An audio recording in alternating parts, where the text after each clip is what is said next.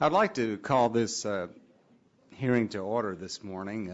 This is a hearing on two pieces of legislation, H.R. 2681, the Cement Sector Regulatory Relief Act of 2011, and H.R. 2250, the EPA Regulatory Relief Act of 2011. I would like to commend my colleagues, Mr. Sullivan, who's also the vice chair of this subcommittee, and he's sponsoring the cement bill, and then Mr. Morgan Griffith of Virginia is sponsoring the boiler bill. And I want to thank them for their work on these two pieces of legislation. And of course, we are pleased that Representatives Ross and Butterfield from the full committee are joining as co-sponsors on this legislation, and we look forward to working with them as we move forward. Now, some people have characterized these pieces of legislation as regulatory rollbacks. And I would say quite the contrary. Both the cement and the boiler bills allow and, in fact, require that new emission controls be implemented, but they replace unrealistic targets and timetables with achievable ones. And we all know that the EPA was acting under duress, a court order, and had to finalize these rules much sooner than they had intended to do. And we do not believe they had adequate time to consider all aspects of the impact of these regulations. I would also like to say that tonight, President Obama is going to be talking to us, and we know that high on his agenda, he's looking at ways to create jobs in America. And we just came back from our August work period, and it was very clear out in the country that one of the reasons jobs are not being created in America today is because of uncertainty. And uncertainty is coming from three sources. Number one, the health care bill, of which 8,700 pages of regulations have already been written, but it doesn't go into effect until 2014. So no one really knows what impact that's going to have on companies. Number two, the regulations relating to the financial industry. The increase of capital requirements has made it more difficult to obtain loans. And then number three, this EPA has been so aggressive. I could read the litany of regulations, but there is great uncertainty out there about these regulations. We know they're costly. We know they are costing jobs, and all of this is creating obstacles for our opportunities to produce jobs for America. And so that's what this is all about. And so I look forward to our testimony of our witnesses. At this time, I'd like to yield my time to Mr. Barton. How much time do I have, Mr. Chairman? Is that 2 minutes? Am I supposed to yield to Mr. Sullivan? Okay. Well, thank you for holding the hearing today on these two issues. I support both bills. I'm glad we have our Deputy Administrator from the EPA here. She's a very knowledgeable person and has interacted in a positive manner with the committee and the subcommittee, and we appreciate her being here again today. I do think, though, that these bills are necessary. I do think that the EPA has issued a plethora of regulations, whether intended or not, that have the actual effect of reducing jobs and preventing jobs from being created in the American economy.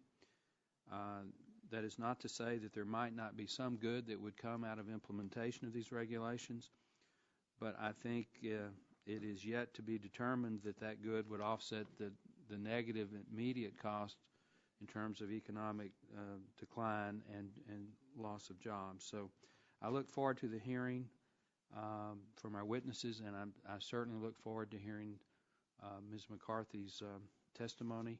With that, I'd yield the balance of my time to Mr. Sullivan. Thank you, Mr. Barton. Thank you, Mr. Chairman. Chairman Whitfield, thank you for holding this important meeting or hearing today. Both the EPA Regulatory Relief Act and the Cement Sector Regulatory Relief Act of 2011 seek to do what we need most, and that is to put a stop to the overburdensome regulations that destroy jobs. Instead of a cut your nose off to spite your face approach, these bills will allow for rules that are both technically and economically achievable. Specifically, I introduced the Cement Act legislation to prevent U.S. cement plant shutdowns, which directly result in job loss. The President is talking about jobs tonight, and I want to be clear. This bill is jobs. If the EPA rules go into effect, nearly 20,000 jobs will be lost due to plant closures and inflated construction costs. EPA's current rules threaten to shut down 20% of the nation's cement manufacturing plants in the next 2 years, sending thousands of jobs permanently overseas and driving up cement and construction costs across the country. Cement is the backbone for the construction of our nation's buildings, roads, bridges, tunnels, and critical water and wastewater treatment infrastructure. For both of these bills, our goal is to ensure effective regulation.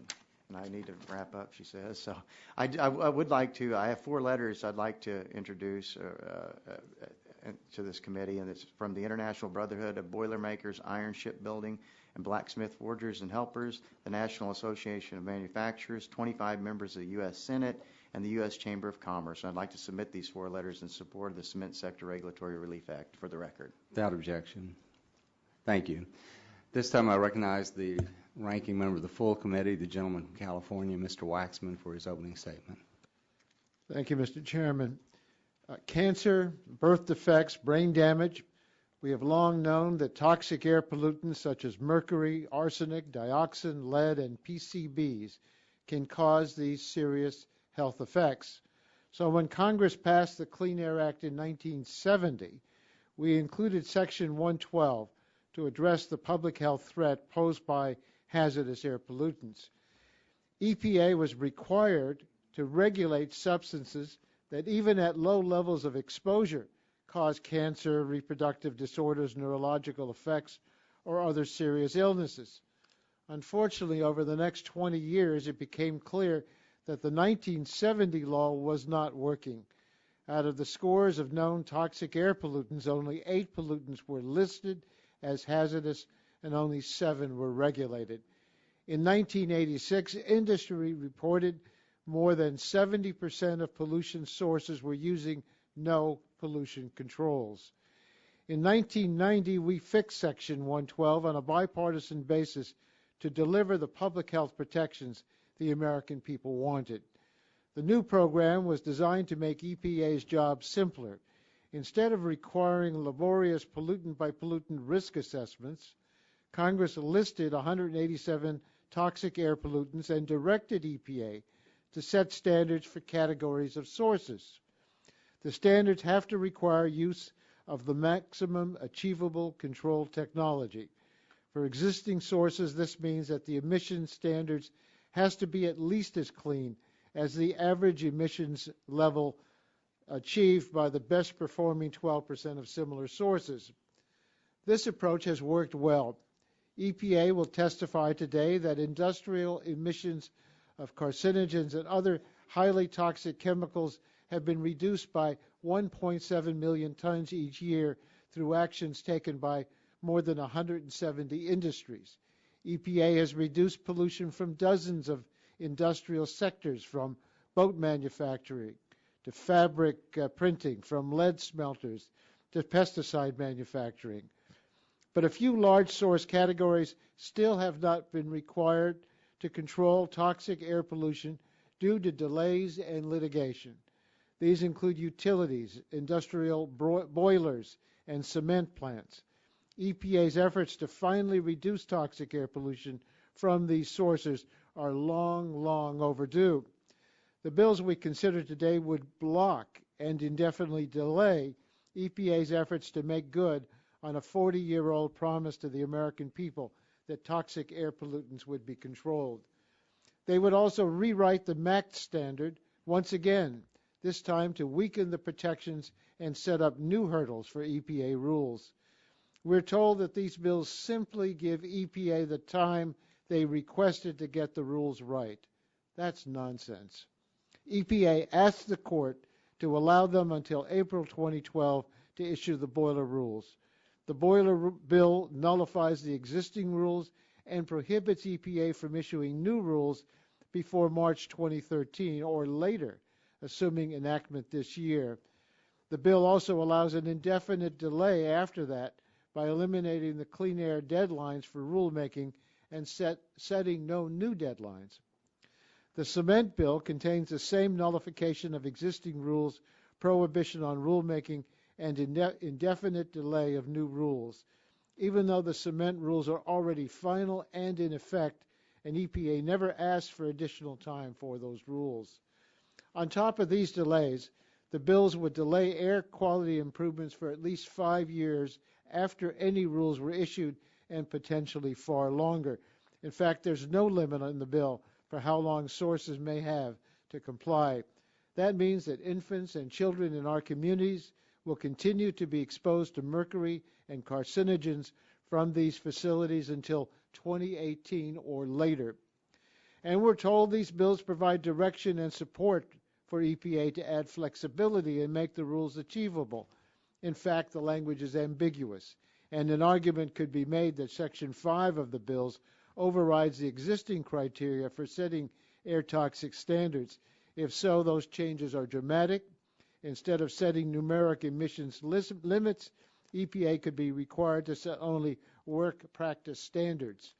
And EPA might be prohibited from setting a standard if it couldn't be met by every existing source, even if all of the better performing similar sources were meeting it. At a minimum, these changes guarantee substantial additional uncertainty and litigation, which benefits only the lawyers. 40 years ago, Congress determined we must control toxic air pollution to protect Americans from cancer, neurological effects, and birth defects. Today, as EPA is working to finally implement that directive for some of the largest uncontrolled sources of mercury and other toxic air pollution.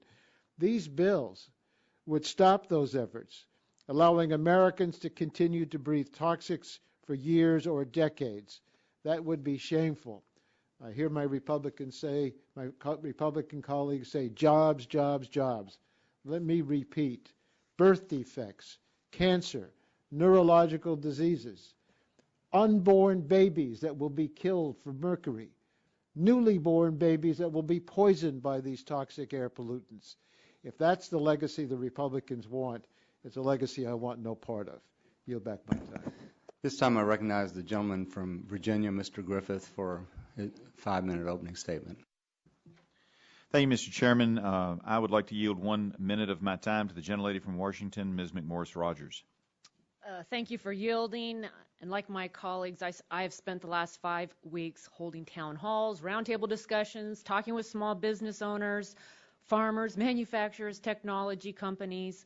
And my takeaway is people are quite concerned that our country is headed in the wrong direction. And whether I was up in Colville or down in Clarkston, the message is clear. The federal government is making it harder to create jobs in America. The frustration and the uncertainty caused by the federal government's regulatory overreach is smothering any possible economic recovery. According to a study conducted by the Council of Industrial Boiler Owners, if left final, every $1 billion spent on mandatory upgrades to comply with the Boiler MAC rules puts 16,000 jobs at risk. The full cost of these rules alone could be $4.5 billion. That's 224,000 jobs at risk. In Eastern Washington, one of the key employers, Ponderay Newsprint, will be forced to spend $8 million.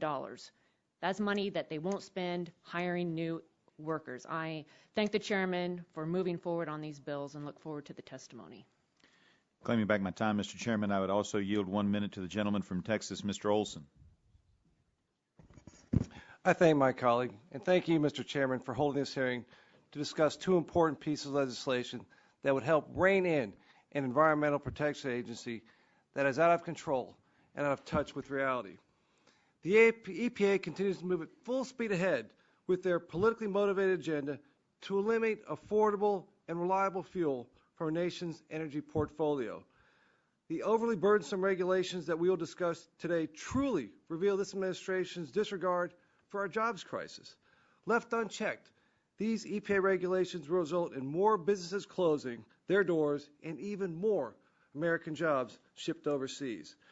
This is why I'm an original co-sponsor of one of the bills before us, H.R. 2250, the EPA Regulatory Relief Act of 2011. This bill will give EPA the time that they've requested to correct the seriously flawed Boiler and MACT rules and keep American jobs here at home. I thank my colleague for the time and yield back. Claiming back my time, Mr. Chairman, I would like to introduce into the record the following letters in support of H.R. 2250, the EPA Regulatory Relief Act of 2011, and I have my copy here, but I believe staff has a copy for you, Mr. Chairman. And if I might, Mr. Chairman, go over those letters. We have a list of 31 different letters in the packet.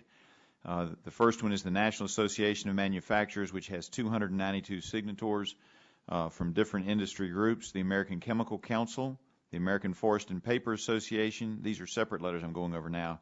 American Forest and Paper Association, American Wood Council, Americans for Prosperity, American Home Furnishing Alliance, American Municipal Power, Inc., Ohio Municipal Electric Association, Association of American Railroads, Biomass Power Association, Boise, Inc., Business Roundtable Statement, a Business Roundtable Statement on the introduction of the bill, Chamber of Commerce, Corn Refiners Association, Council of Industrial Boiler Owners, DOMTAR, the Florida State Council, the Florida Sugar Industry, Industrial Energy Consumers of America, the International Brotherhood of Electrical Workers, International Paper, Louisiana Pacific Corporation, Midwest Vaco Corporation, National Association of Manufacturers, National Construction Alliance, National Federation of Independent Businesses, National Oilseed Processors Association, National Solid Waste Management Association, Society of Chemical Manufacturers and Affiliates, South Carolina Manufacturers Alliance, Texas Forest Industries Council, the Virginia Manufacturers Association, and the Wisconsin Paper Council. Mr. Chairman, may those be introduced into the record? Without objection. Further, Mr. Chairman, I would like to introduce into the record a September 2011 study entitled The Economic Impact of Pending Air Regulations on the U.S. Pulp and Paper Industry. May that be introduced into the record, Mr. Chairman?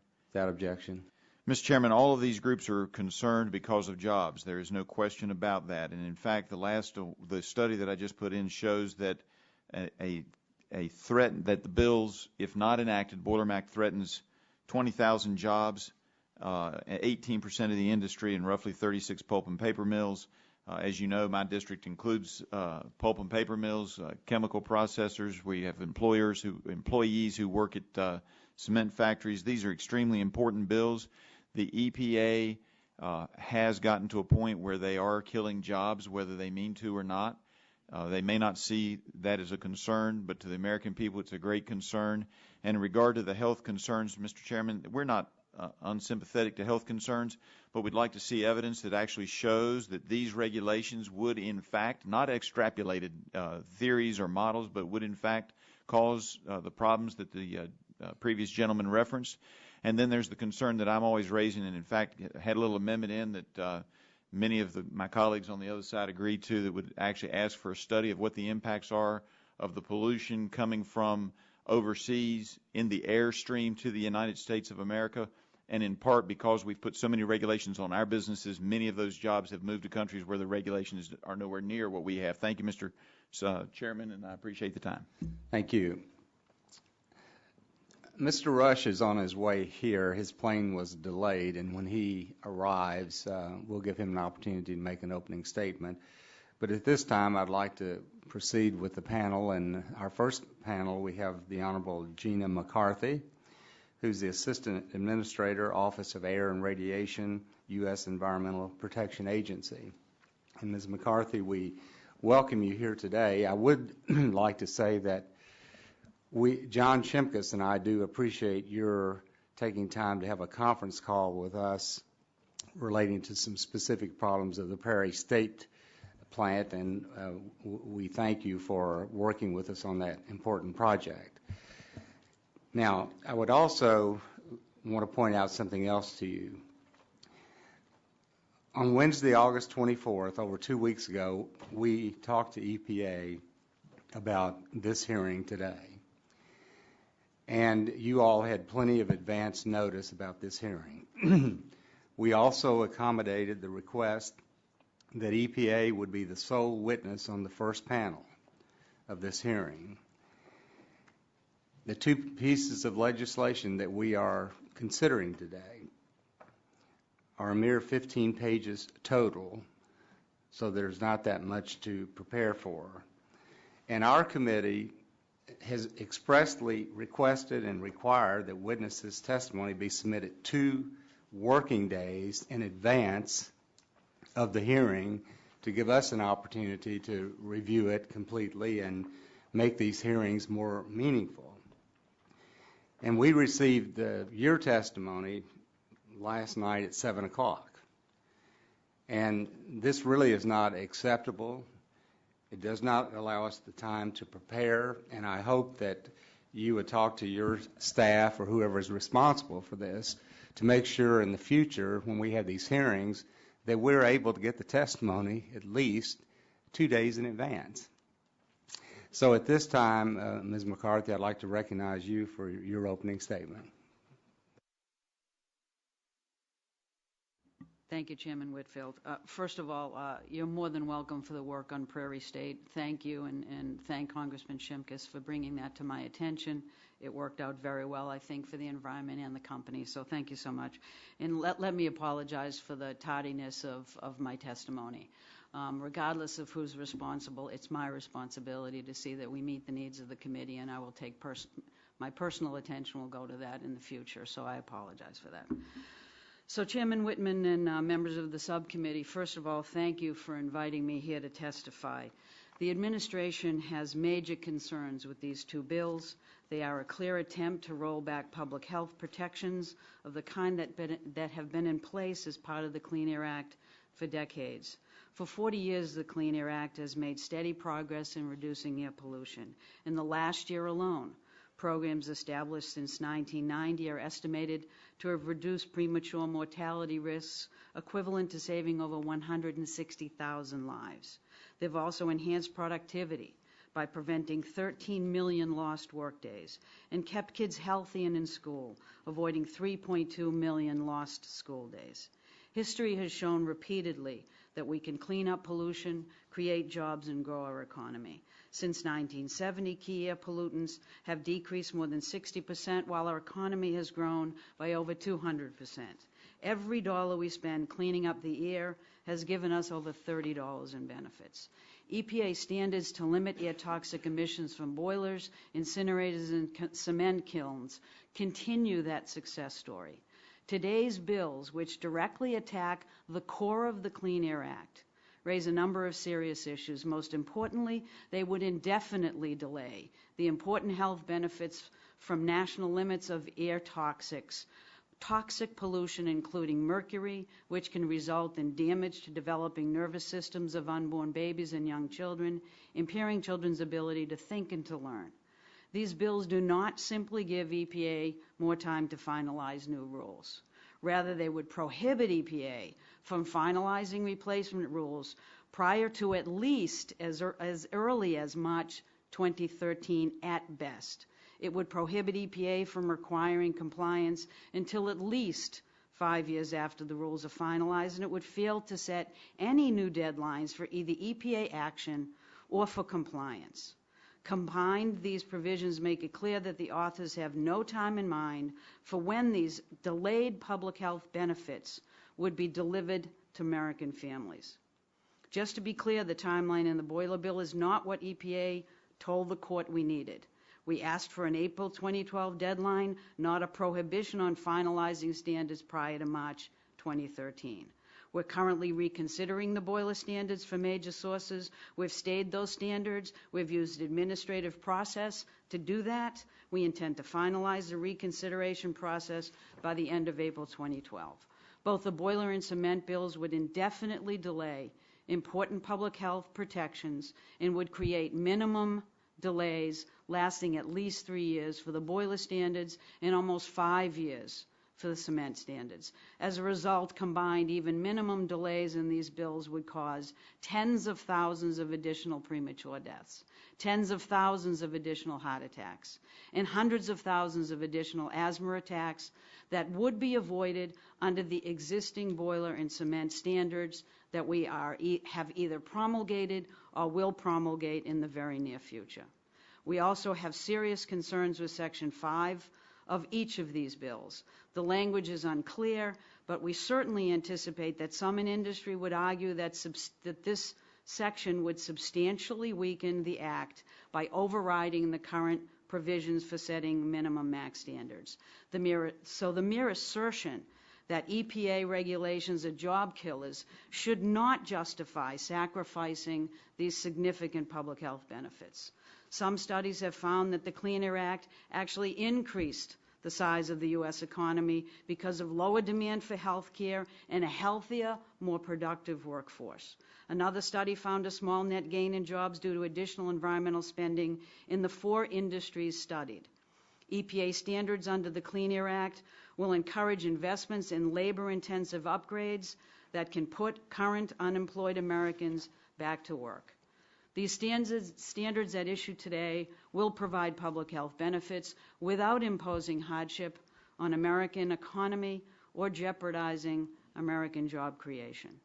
It is terrifically misleading to say that implementation of the Clean Air Act costs jobs. It does not. Families should never have to choose between a job and healthy air. They are entitled to both.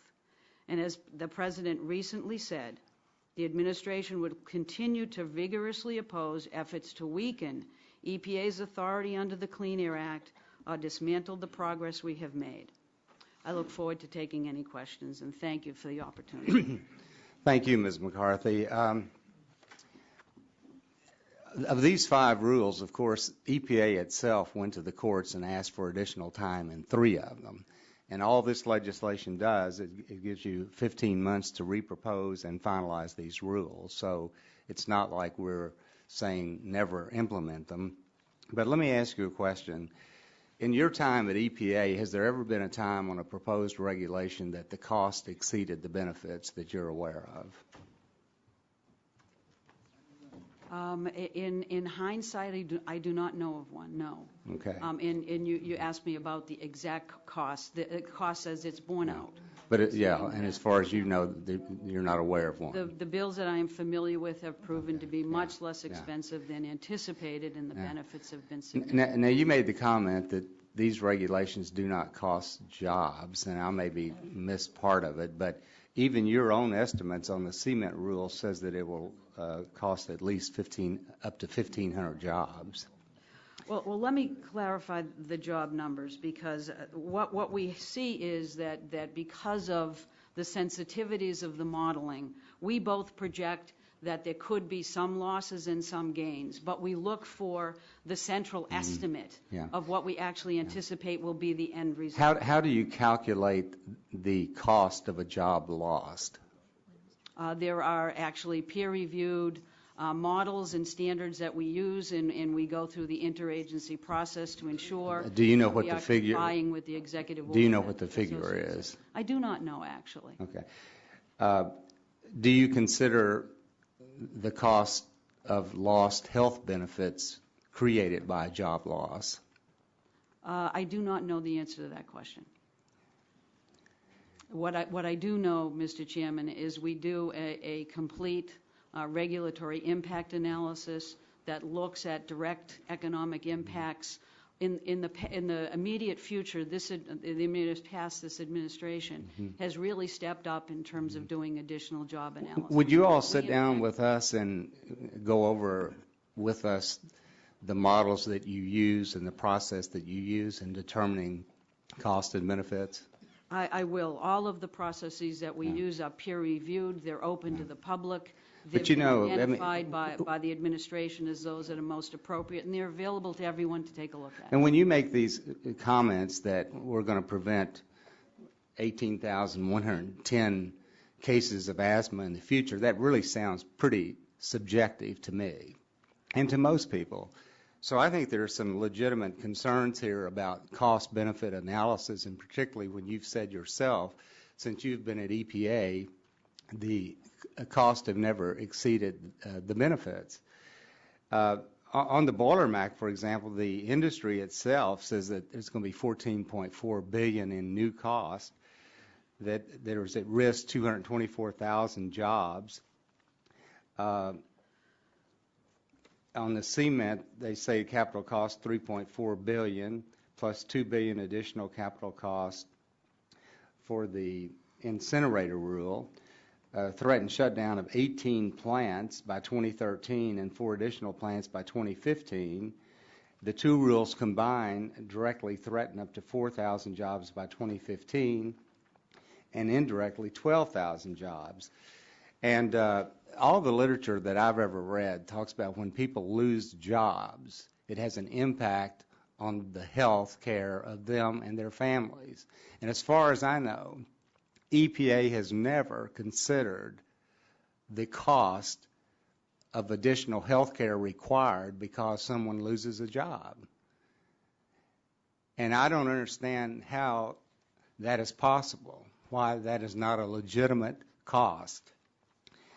Now, I know that in California and Oregon, under this new cement rule, EPA has recognized that 2 of these plants cannot meet the new cement max standards, even with the most state-of-the-art pollution control. And because of the type of limestone in those areas. And I know that EPA has been asked to create a subcategory for these 2 plants so that the rules are at least technically achievable. And EPA has refused. Now, why would EPA refuse to create a subcategory for these 2 plants that cannot in any way meet the standards? Mr. Whitfield, I'm happy to spend as much time as you would like to go through the modeling that we do and the analysis we do for costs as well as benefits. But I think it is appropriate to talk about both costs and benefits and to look at whether or not the benefits far exceed the costs, which in these rules they do.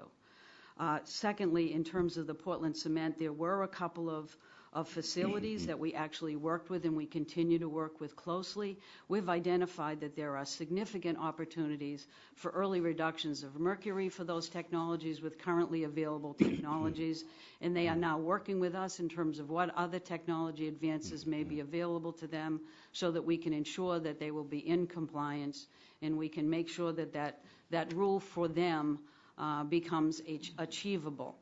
So we are working with those 2 companies. There are many reasons why we look at subcategorization, but the Clean Air Act does limit our ability to look at subcategorization.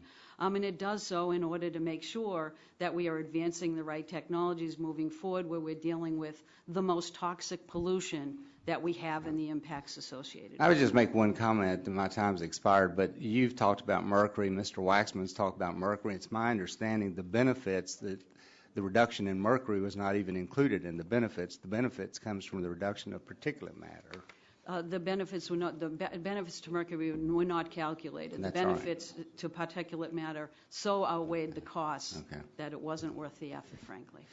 Okay, Mr. Rush, sorry your plane was late. We're delighted you're here. Would you like to give your opening statement now? Yeah, Mr. Chairman, I think since the line of questioning that you were traveling along, I kind of don't necessarily agree with. So I think I will give my opening statement. Okay. And I'm clear here. And I want to thank you for your indulgence, and I want to thank you for allowing me to have both the opening statement and my questions. Gentleman's recognized for 5 minutes. Mr. Chairman, today we're holding a hearing on 2 bills, H.R. 2250, the so-called EPA Regulatory Relief Act of 2011, and H.R. 2681, the Cement Sector Regulatory Relief Act of 2011. Mr. Chairman, in the 1990 Clean Air Act amendments, Congress directed the EPA to take a technologically based approach to reduce hazardous air pollutants, or HAPs, which are pollutants known or suspected of causing cancer and other serious health effects, such as reproductive and birth defects, neurological effects, and adverse environmental impacts. For example, mercury is a hazardous air pollutant of a particular concern because it is emitted into the air and then deposited into bodies of water where it contaminates fish and other aquatic life. Research shows that pregnant and nursing women, women who may become pregnant, and young children who eat large amounts of fish, which is mercury contaminated, are especially at risk because mercury damages the developing brain and reduces IQ and the ability to learn. In order to address the entire suite of hazardous air toxins relatively quickly and using readily available technology, Section 112 of the Clean Air Act requires EPA to develop regulations for distinct source categories such as power plants, boilers, and cement kilns that set specific emission limits based on emission levels already being achieved by other facilities. These regulations, or MAX standards, require that for existing sources, the emission standard must be at least as stringent as the average emissions achieved by the best performing 12% of sources in that source category. As I understand it, the rules targeted by these two pieces of legislation are already years behind of when they were supposed to have been finalized. And yet these two bills, H.R. 2250 and H.R. 2681, would further delay these rules and push action on them further down the road, even to the point of indefinitely. Besides postponing issuance and implementation of these rules indefinitely, these two bills will also undermine EPA's authority to require application of the best performing emissions control technology, while also weakening the more stringent monitoring, reporting, and pollution control requirements required in the Clean Air Act under Section 129. Mr. Chairman, for many constituents paying attention to the actions of this committee and this Congress, it will appear that the intent of these two pieces of legislation is not really to delay these rules, but to kill them off altogether, to the benefit of some in the industry and to the detriment of the American public as a whole. So, Mr. Chairman, I'm waiting and to hear some testimonies from all the panelists today, because as of yet, it is still unclear why Congress should enforce EPA to once again to halt or delay implementation of rules that will protect the public health, when everyone, including industry, know that these regulations were coming down the pike for over a decade now. Mr. Chairman, that concludes my opening statement, and I will now, if you'll ask, have my 5 minutes of questions. And Gentleman's recognized for 5 minutes. And I want to, Ms. McCarthy, thank you so very much for being here once again. You have a really a tough job before this subcommittee, and I empathize with you. You have been a regular here on the witness panel for many hearings, and your expertise and your honesty in dealing with this subcommittee is commendable. There seems to be a misinformation campaign going on around precisely when these rules were scheduled to be issued and implemented, and when EPA actually promulgated them. For the record, can you clear up this issue once and for all and provide the timeline for when EPA was initially scheduled to act on these rules by law and when EPA actually did issue these rules? Were there regulations issued in secret so as to surprise industry in order to knock them off guard and knock them off their game? Then you come in, the EPA is a thief in the night with a bunch of rules and regulations that would have detrimentally affected industry? Or did EPA take into account any of the input from industry concerning costs or other factors before reissuing these new rules? I'm happy to clarify, and I always appreciate the respect with which we work with one another. So it is my honor to be here and answer these questions.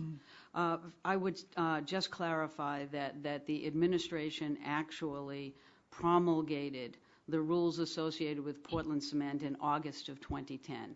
That means we can enjoy significant reductions in toxic pollution as early as August of 2013. Now, this rule would delay those benefits for a minimum of 5 years. It will push out both the timeline it would actually vacate those rules, require us to propose them, set a timeline far in advance that's almost close to the compliance timeline for when we might actually promulgate those rules, and there's no sense of what the compliance timeline might be for those. In terms of the Boiler Act rules and the incinerator rules, those rules were finalized in February of 2011. The agency took the unusual administrative step to actually stay those rules. We announced that in May. We are on target to re-propose those rules in October and finalize them in April of 2012. So we are going to enjoy the reductions in toxic pollution from those rules as early as to 2015. Again, these bills would push that benefits and those benefits out to at least 3 more years. And so there is no question that this is not the bill or the timeline that EPA was seeking or asked for or is welcoming. So was the industry made aware? Were they at the table, or did you do this in the back room with no input from industry? Unfortunately, these are a series of rules that were tried before and brought to court.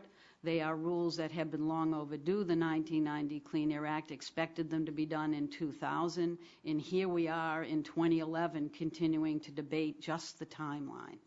And so these went through normal public comment and notice. We have had considerable discussion. The Boiler Act rules and the SISRI rule will go through another public notice and comment process. But we can get these done, and we can get these done without any assistance needed from the legislature using the administrative process. So these bills that are before this committee right now, these bills would not in any way assist the EPA or the American public in terms of to have a set of standards that both industry and the EPA agree on, that will benefit the American public in terms of having a known standard. Is that correct? That is correct. We are on target to deliver substantial public health benefits with the Portland cement rule that's already been finalized. It would vacate that rule entirely. We are on target to finalize the Boiler Act rule and the SISRI rule after public comment next year, early next year in April. We did not ask for this. We do not need this. It is in the administrative process. We are continuing to use administrative remedies to address any concerns associated with these rules. And it also, this significant concern that the rule doesn't just deal with timing, it does deal with substance. It raises concern about what the standards are that we are supposed to achieve, the compliance timelines associated with that. It raises significant uncertainty about whether or not we can move this forward and what standards would need to be applied. Thank you, Mr. Chairman. I yield back the balance of my time. This time, recognize the gentleman from Texas for 5 minutes. Thank you. Question, Mr. Barton. Thank you. Madam Administrator, in your written testimony, you acknowledge some report that specifically mentions pulp and paper, refining, iron and steel, and plastic, in this report or study shows that they can't find any significant change in employment because of increased spending on environmental issues. Have you driven through Ohio or Pennsylvania recently? Actually, I have, yes. Okay. Is there any community you went through that you didn't see a plant that had been shut down? I can't say that I traveled the roads that you're talking about there, but there is no question that there has been significant challenges in the manufacturing sector. You saw plants that were shut down. The question is whether or not they're attributable to environmental regulations or to economic issues in general. Of the industries that are mentioned specifically in your testimony, pulp and paper, refining, iron and steel, and plastic, are there any of those industries that employment is up, as say compared to 20 years ago? I don't know that answer. Oh, you do know the answer. The answer is no. Would you have your staff look at employment, let's say base case 1990, if you want to go back to 1970 and compare it to 2010 and provide that for the committee? Because in every one of those instances, and you know this, employment is not only down, it's significantly down. And you know that. You're too smart of a person. I mean, so to sit here and tell this subcommittee that we can do all these great things in the environment and not have an impact on the employment. My good friend here, Mr. Walden from Oregon, just told me that the pulp and paper industry in his state is about 90% gone. 90%. One of the rules that we're looking at is cement. I've got 3 cement plants in my congressional district. I just met with one of the companies during the August break. Their business is 40% down. 40%. They're shutting one kiln, and this is just one company. The cement rules that would be implemented if we don't move these bills cost more to implement than the entire profit of the entire industry. And you don't think that's going to have an impact on jobs?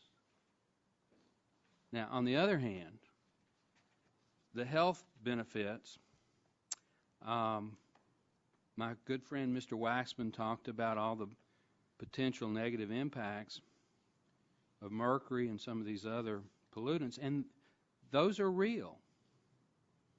Mercury is a poison. Mercury is a pollutant. But because of all the things that we've done over the past 40 years, the number of birth defects because of mercury is, I would think, significantly down. Now, I don't know that, but that's my assumption. Do you know how many birth defects in the last 10 years have been as a consequence of mercury? Are there any facts on that? I certainly could get back to you, Congressman, but what we tend to look at is what the status of the industry is now and what impact our rule might have on that industry moving forward. But I want to stipulate that I think you and Mrs. Jackson are people of good character and integrity, and you're doing the best job that you can in your agency. But over and over and over again, we get these not really science-based facts to justify these rules. And, you know, if we have a problem with mercury, it would show up in birth defects and premature deaths, and you could go to the medical records and prove it and justify it. But that's not the case. These are all probabilistic models of what might happen, not what is happening. Do you understand what I'm, there's not a member on either side of the aisle of this committee or this subcommittee. If we have a problem, we'll address it, but let's at least be able to actually identify the health problem, and because of the successes in the Clean Air Act and other environmental bills in the past, we don't have those numbers are not there. And my time has expired by 40 seconds. So. Thank you. At this time, I recognize the gentleman from California, Mr. Waxman, 5 minutes. Thank you, Mr. Chairman. Ms. McCarthy, if your regulations were not science-based, would they stand up in court for No. 1 minute? No. You must base your regulations on the science, and you have to get your figures on the impacts based on a peer review process. Is that correct? That's correct. Now, let me just say to you and everybody else on this committee, the statements I've heard members make and the numbers they've thrown out have not been scrutinized by anybody, except they've been given to the members by the industry, or they've made them up out of whole cloth. I'd like to see some of those figures scrutinized carefully. But Mr. Barton talked about all these plants that are now closed. Your regulations have not even gone into effect. They're closed because of the recession. They're closed because of, my Republican colleagues insist, the deficit, which we inherited for the most part from the Bush administration. We also inherited the recession from the Bush administration. Our country's struggling. And to say that the environmental rules are responsible, how could that be if these rules have not yet been in effect? Can you explain that to me? In fact, Congressman, for the rules that we're talking about today for mercury, there is no national standard in these sectors. These are the largest sources of mercury emissions from stationary facilities, and yet there are no national standards to date. So I don't think you can attribute standards in the future that this bill would make potentially way in the future for the closures that you're seeing today. Yeah. Well, Mr. Barton said that the cost of compliance would be more than the entire profit of the whole industry. I don't know where he got that figure, but do you have any idea if that could be accurate? I can give you the figures by sector of what we believe the costs are associated with this bill. The costs for the well, if you gave us those costs, would that wipe out the profits that the industries have, and they'd all have to close as a result? In our assessment, we do not believe there would be broad closures as a result of any of these rules. We believe there would be job growth. We believe that they are manageable, that they are cost-effective, and the technology is available to be installed. Mr. Barton just said, well, we've done a lot of things to lower birth defects and because of mercury, and he asked you whether that's accurate or not. Now, whether it's accurate or not, it sounds like we're ready to celebrate fewer birth defects, not trying to reduce birth defects even more. I don't ask that as a question. I just ask it as a statement of incredulity. Proponents of these bills suggest they're simply giving EPA the time it requested to get the rules right and provide some additional flexibilities to reduce the burdens. I'd like to get your views on this. Could you explain what the boiler bill does to the timing of the bill that's been introduced, to the boiler rules that you're proposing? Yeah, the timing of these rules in terms of the boiler rules, as I indicated, we intend to finalize them in April. That means they'll be in effect and we'll be achieving those reductions in 3 years. This rule would, at the very earliest, only allow us to finalize those rules almost a full year later, which would delay compliance considerably. And these rules would also call into question and add uncertainty about how we establish the standards for these rules. And in fact, it would take away any timeline for compliance. In fact, the bill eliminates any deadline for action, allowing indefinite delay. That's fundamentally different from requesting a specific limited extension of time. But this is not all the bills do. Section 5 of both bills may completely change the criteria Congress established in 1990 for how EPA must set limits for air toxics. I say may because the language appears to be ambiguous. Ms. McCarthy, what is the legal effect of this language in EPA's view?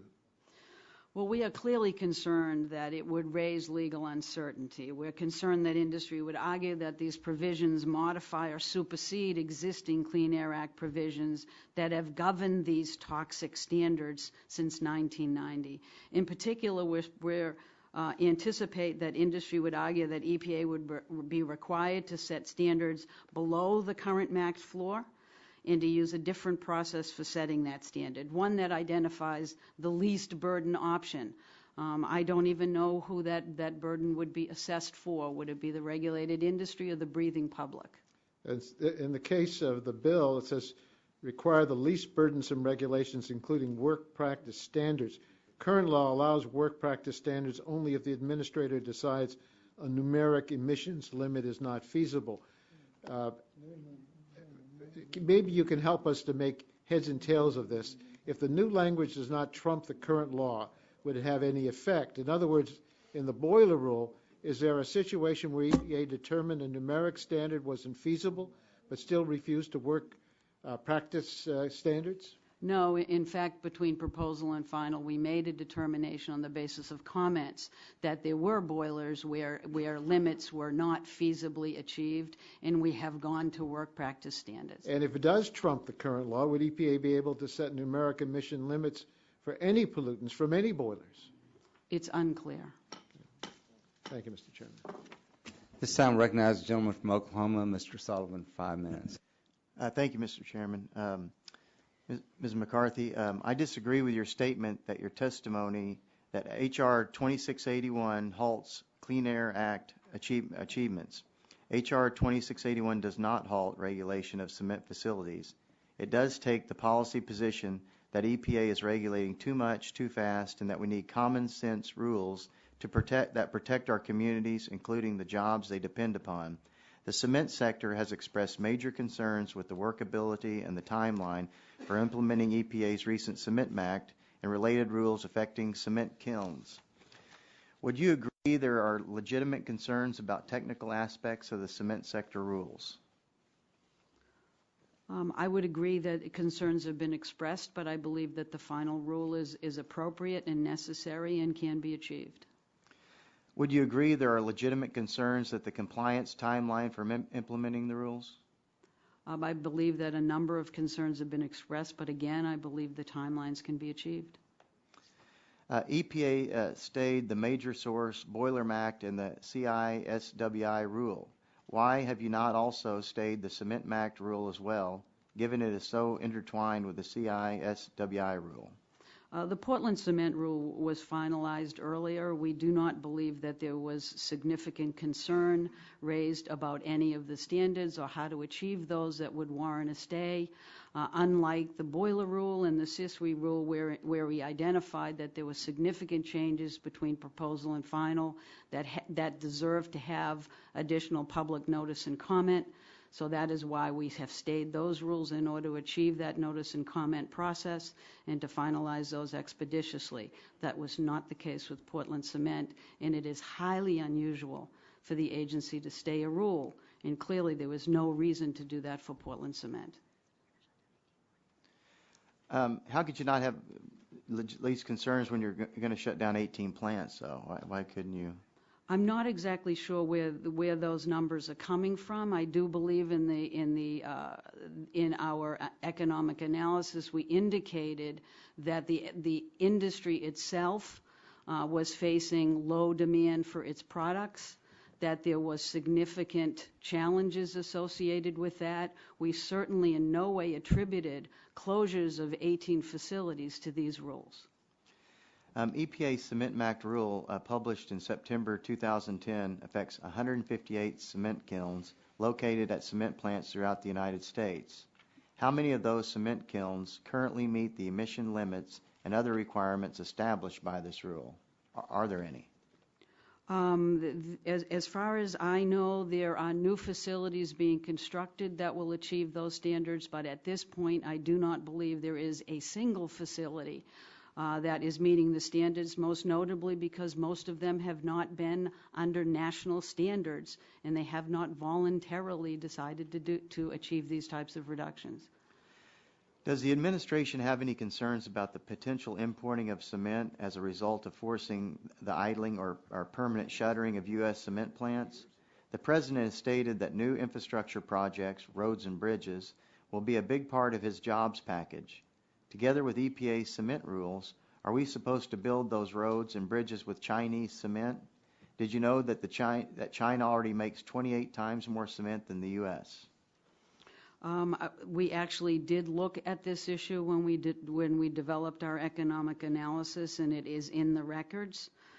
We are clearly concerned about the health of U.S. industry. There's no question about that. We did not believe that this rule would have a significant impact in terms of the amount of imported cement that would be coming into this country as a result of compliance. Thank you. I yield back. Thanks. This time I'd like to recognize the gentleman from Michigan, Mr. Dingle, for 5 minutes. Thank you, Mr. Chairman. I ask unanimous consent to insert into the record my opening statement, which I think everybody will find enlightening, well-written, entertaining, and I believe valuable from the point of information. Thank you. Thank you for providing it to us. I find myself, Mr. Chairman, somewhat distressed here. I've heard general conclusions from the witness, but I've heard nothing in the way of hard statements that relate to what it is this committee needs to know or the justification for the legislation. And I've not heard any clear statements from the committee or its members about exactly what is the situation with regard to the impact of this legislation or the EPA's action with regard to the rules. And Madam Administrator, I find that to be somewhat distressing. So I will be submitting to you a letter shortly in which I hope we will get some better details on this. For example, are you able to make the categorical statement that none of these plants being closed are being closed because of the action of EPA? Yes or no? I apologize. I think I would indicate that we have in the record our economic analysis that looks at these issues because of the sensitivity of that. It will have different impacts in different sectors. Simplify my problem by telling me, yes, that these will be closed because of the action of EPA, or no, they will not be closed because of the action of EPA. That's a fairly simple conclusion. I'd hope that you'd be able to just give me a yes or no on the matter. Well, we don't believe that there will be significant closures as a result. I cannot indicate whether it will impact a single closure. You are under the law permitted to choose amongst the alternatives. You may not take action on the basis of cost alone. But once the question of the most effective way of addressing this from the scientific and health standpoint has been reached, you are then permitted to choose that rule, or rather that approach, which costs the least and which is most helpful in terms of the industry. Isn't that so? Yes or no? I wrote the law and I'll tell you it's so, but I'd like to hear you tell me about it. Yes. Okay. Now, having said this, have you done that? Yes. Okay. Where is it stated in the rule, if you please? Submit that for the record to us. And I ask unanimous consent, Mr. Chairman, the record be kept open so we can get that information. Now, yes. I note that our economy has grown over 200% since the Clean Air Act of 1970. And key pollutants have been reduced by 60%. I regard that as a good thing. And it's an example that we can count on the law to do both of the things that the Congress wanted when we wrote the original legislation. Now, we find that these things cause us considerable problems with regard to business certainty. I note that nobody seems to know about the certainty of how these rules are going to be enacted. Has the EPA given thought to establishing the certainty that business needs to accomplish its purposes? Yes or no? Yes. All right. Now, am I correct that H.R. 2250 would vacate the area source rules and require EPA to reissue them? Yes or no? Yes.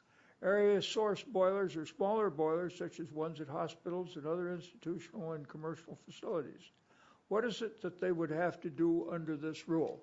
I would like to have that submitted for the record in a clear statement. And I ask unanimous consent the record stay open for that purpose, Mr. Chairman. Without objection. Now, I also understand that some area sources have complained that they will not be able to meet the tune-up requirement by the deadline in your legislation, or rather in your regulation, and have asked you to reconsider the deadline. Are you reconsidering the deadline, yes or no? We are considering that comment in that petition, yes. How soon will you come to a conclusion on that particular point? Well, we're clearly trying to do that very shortly, and we will. It is very clear that if industry cannot meet the requirements, that you should consider this most seriously. Is that not so? Yes, and we will be considering it in the proposed rule, taking comment and finalizing it in April. Do you have the ability to move the deadline back as a result of the reconsideration process? Yes or no? Yes. Okay. And you would make the clear statement that you have not ruled out that action. Is that correct? No. All right. That is correct, sorry. Now, in the testimony he submitted, Mr. Rubright states several times that the regulation is unsustainable. Is that statement correct or not? No. Should this legislation pass, what do you think the timetable should be to issue final rules regarding these industries? The timetable that's in the Clean Air Act and the timetable that we have agreed to and that we are on. Now, you've indicated you think that the regulation is unsustainable. Why do you make that statement? Or rather, that the regulation is sustainable. Why do you make that statement? Because we have done a complete cost-benefit analysis. We've done the same health-based benefits assessment as we've always done, and we believe that the technology is in place. We've looked at the most cost-effective alternatives to achieve the best benefits that we can. Have you considered his particular concerns and the points that he makes, or is this a statement with regard to general findings by the agency? It both. Okay. Now, one last question. Should this legislation pass, what do you think the timetable should be to issue the final rules regarding these industries? If you'll give us a quick answer on that and then a more detailed answer for the record, please. The bill does not establish a timetable. It sets a time before which we cannot issue a rule. Okay. What do you suggest should be done with regard to that particular matter? I think we should continue with the rules under the Clean Air Act as it currently exists. Mr. Chairman, you've been most courteous. Thank you. Thank you. This time I recognize the gentleman from Illinois, Mr. Shimkus, for 5 minutes. Thank you, Mr. Chairman, and appreciate Assistant Administrator McCarthy. We have had a good working relationship on some issues. And I think a lot of the issue is time and being able to get people to move in a direction. I think the concern with a lot of these is and I'll do it based upon the numbers, and really it kind of follows up on what Mr. Dingle was talking about, is there will be no time, and this will be a major change. You made a statement on the proposed health benefits. If all the major boilers stopped operating, if all the area source boilers were shut down, if we stopped waste incineration, based upon your opening statement, the proposed health benefits from the shutting down of these would go up. Is that correct? Mr. Shimkus, it's not our intention to shut down. No, but I'm just, but that's true based upon the opening statement. If we shut down every boiler. It is true that if there is no pollution, then your impacts proposed health associated benefits with that would go away. Okay, thank you. And these are your numbers. There are major source boilers, 13,840 major source boilers. Is that correct? That's right. Do you have an estimation of how many of these boilers will meet your proposed rules as we think they'll come out? Actually, there's boilers in a variety of categories that already meet all of these standards. I've been told that there are 31. So that 18,809 major source boilers would not comply. The only thing I would remind you, Mr. Shimkus, is we're in a reconsideration process. That rule will be reproposed in October. So would it go will up be to finalized in April. 13,000? Would there be 800 then? Or maybe 1,000 of the 13,000? As you know, we established the standards because it deals with toxic pollution to try to. Okay, you understand look my at the point best that I'm making. performing and bring the others up. Okay, you understand the point I do. that I'm making. That of the area source boilers, you estimate there are 187,000 boilers. We can't get an idea. Even industry has no idea, based upon what we envision the proposed rules would be, that a single one would meet the standard. On the area source boilers, Right. The vast majority of those have no emission standards. They have work practice standards. Most boilers out in commercial and in hospital settings actually are natural gas. They're not governed by this. Of the remainder, unless it's a large coal facility, it I'm actually talking just about, has just to do the area some source tune-ups. boilers. Okay, let's go to the It just incinerator. needs to do a tune-up every 2 years. Let's go to the incinerators. You estimate 88 incinerators from your numbers? And you know the percentage that 88. probably meet the standard? 3 currently meet all standards that I know So of. 85 do not. 85 would have to make changes in their And facility that to changes achieve all would the be a standards. capital expense outlay of new, and that It can be kind of upper- follows into this whole debate about your job calculations, because part of your job calculation is retrofitting these facilities. Retrofitting jobs, are they short-term, 6 months, 12 months? How long is a major operating facility, those jobs remain? I mean, they remain for decades. So that's long-term consideration of the length of that. My time is rapidly clicking away, and I want to make sure I raise this issue on the science-based debate. We've had this in my subcommittee hearing, Mr. Chairman, and that the courts give deference to the federal government when there is a court case over any other advocacy in the court case. And the standard of proof is very high, and it's arbitrary and capricious. So for my colleagues here, part of this debate on reform would be a debate on judicial reform in the courts to give the complainants equal standing as the federal government when they have litigation. Currently now, the courts assume the federal government is correct, and so the plaintiffs have a higher burden, and I think that's one of the major reforms that has to be done. I yield back my time. Thank you. At this time, I recognize the gentlelady from Florida, Ms. Castor, for 5 minutes. Thank you, Mr. Chairman. Good morning, Ms. McCarthy. Good morning. I think I'd like to start by saying how proud I am to live in a country that for decades has protected the air that all Americans breathe. For decades. And I remember very well as a youngster in the 1970s, the improvement in air quality in my hometown in Florida. I remember smoggy mornings early in the 1970s, especially during these hot summer months where the air was just stifling and we weren't getting much of a breeze off of the Gulf of Mexico, and the air stunk. But over the years, it improved. It got a lot better. And the health of the community improved. And then in 1990, the Congress came back based upon science and everything they had learned and adopted Clean Air Act amendments. And I know those, that was over 20 years ago. And those Clean Air Act amendments required EPA to establish emission standards for particular sources.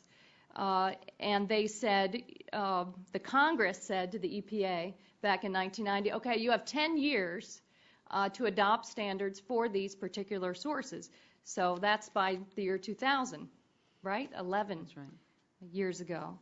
And they gave them a few years after the adoption of those regulations for these particular sources to have some basic standards. But it took EPA many years. EPA had first targeted these particular sources, adopted some standards for boilers in 2004. It got caught up in court challenges, and pursuant to a court-ordered deadline, EPA finalized rules for industrial, commercial, and institutional boilers and other particular sources of air pollution in February of this year. This has a long history, and I think it's time to bring it in for a landing rather than continuing to delay it. The Congress gave very clear direction in 1990, and we've been grappling with this. We understand now the science involving the public health when you clean the air and the impact on our families. So I'm very concerned that the bills at issue today appear to be hazardous to the health of the nation and our economy because they institute they delay vital health protections and they create great uncertainty for everyone. So let's look at H.R. 2250, which indefinitely delays the rules to reduce toxic air pollution. Based upon the evidence, the rules, if finalized as scheduled, would provide tremendous health benefits to Americans by cutting emissions of pollutants linked to a range of serious health effects, developmental disabilities in children, asthma, and cancer.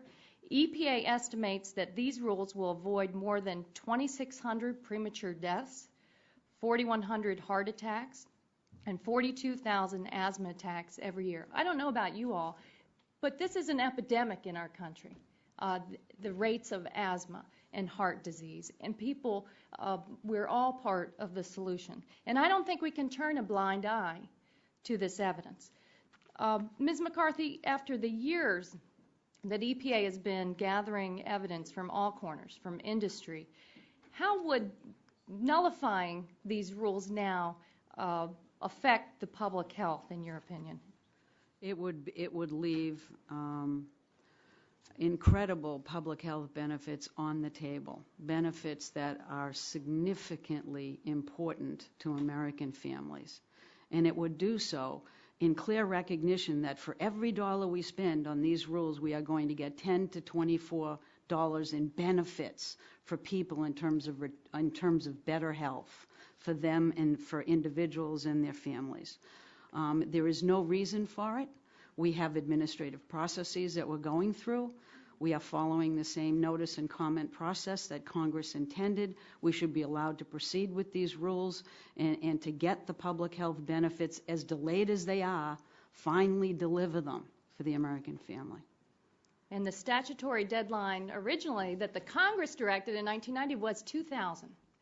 It was, and I will tell you, it would be inexcusable to not deliver these knowing the health benefits, knowing the impacts associated with these toxic pollutants, and knowing that we can do this cost effectively and actually at the same time increase jobs. These are not job-killing bills.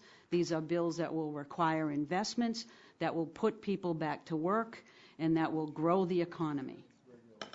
Thank you very much.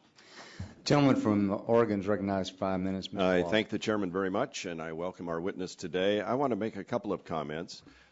First of all, I would say up front that one of the two cement plants that your regulations put great burdens on is in my district out in Durkee, Oregon. So I'd like you to submit for the committee within a week or so these specific health issues that you've identified related to mercury poisoning, asthma, and all. So it relates to Oregon specifically, because you must have them broken down by region, I would assume, or by county. We certainly look at exposures around facilities. So if you could provide those, it would be most helpful. I've got a chart here somewhere that shows the percent of mercury deposition that originates outside the United States. And I believe that your own data indicate that most of this comes from China or foreign sources. Most of the mercury coming to the United States. Is that accurate? It also is emitted by us and comes back at us. Indeed. Now, you said in your testimony or in response to a question that there have been no mercury control MAC standards for mercury. I said national standards. That's right. And that nobody had really invested ahead of those standards. No, I indicated that for the most part, the investments weren't sufficient to get compliance with the standards that we have proposed. So in the case of Ash Grove in my district in Turkey, yes. they've spent about, I think it's $20 million. They've They reduced their yep. emissions by 90%. And my information, correct me if I'm wrong, is there a more advanced technology they can use than what they're using today with the carbon injection system? Actually, they have been very responsive to the needs of the state and working with them. No, they would have met the state standards. It's your new federal standards that's causing them the problem, is my understanding. We are working with them on that, yes. So my question, though, that has yet to be answered, is there an achievable control technology available today that is better than the one they are implementing? I do not know, but they are working on that. No, I want to know from you because you're writing the rules. Because the rules under the Clean Air Act talk about achievable control technology, right?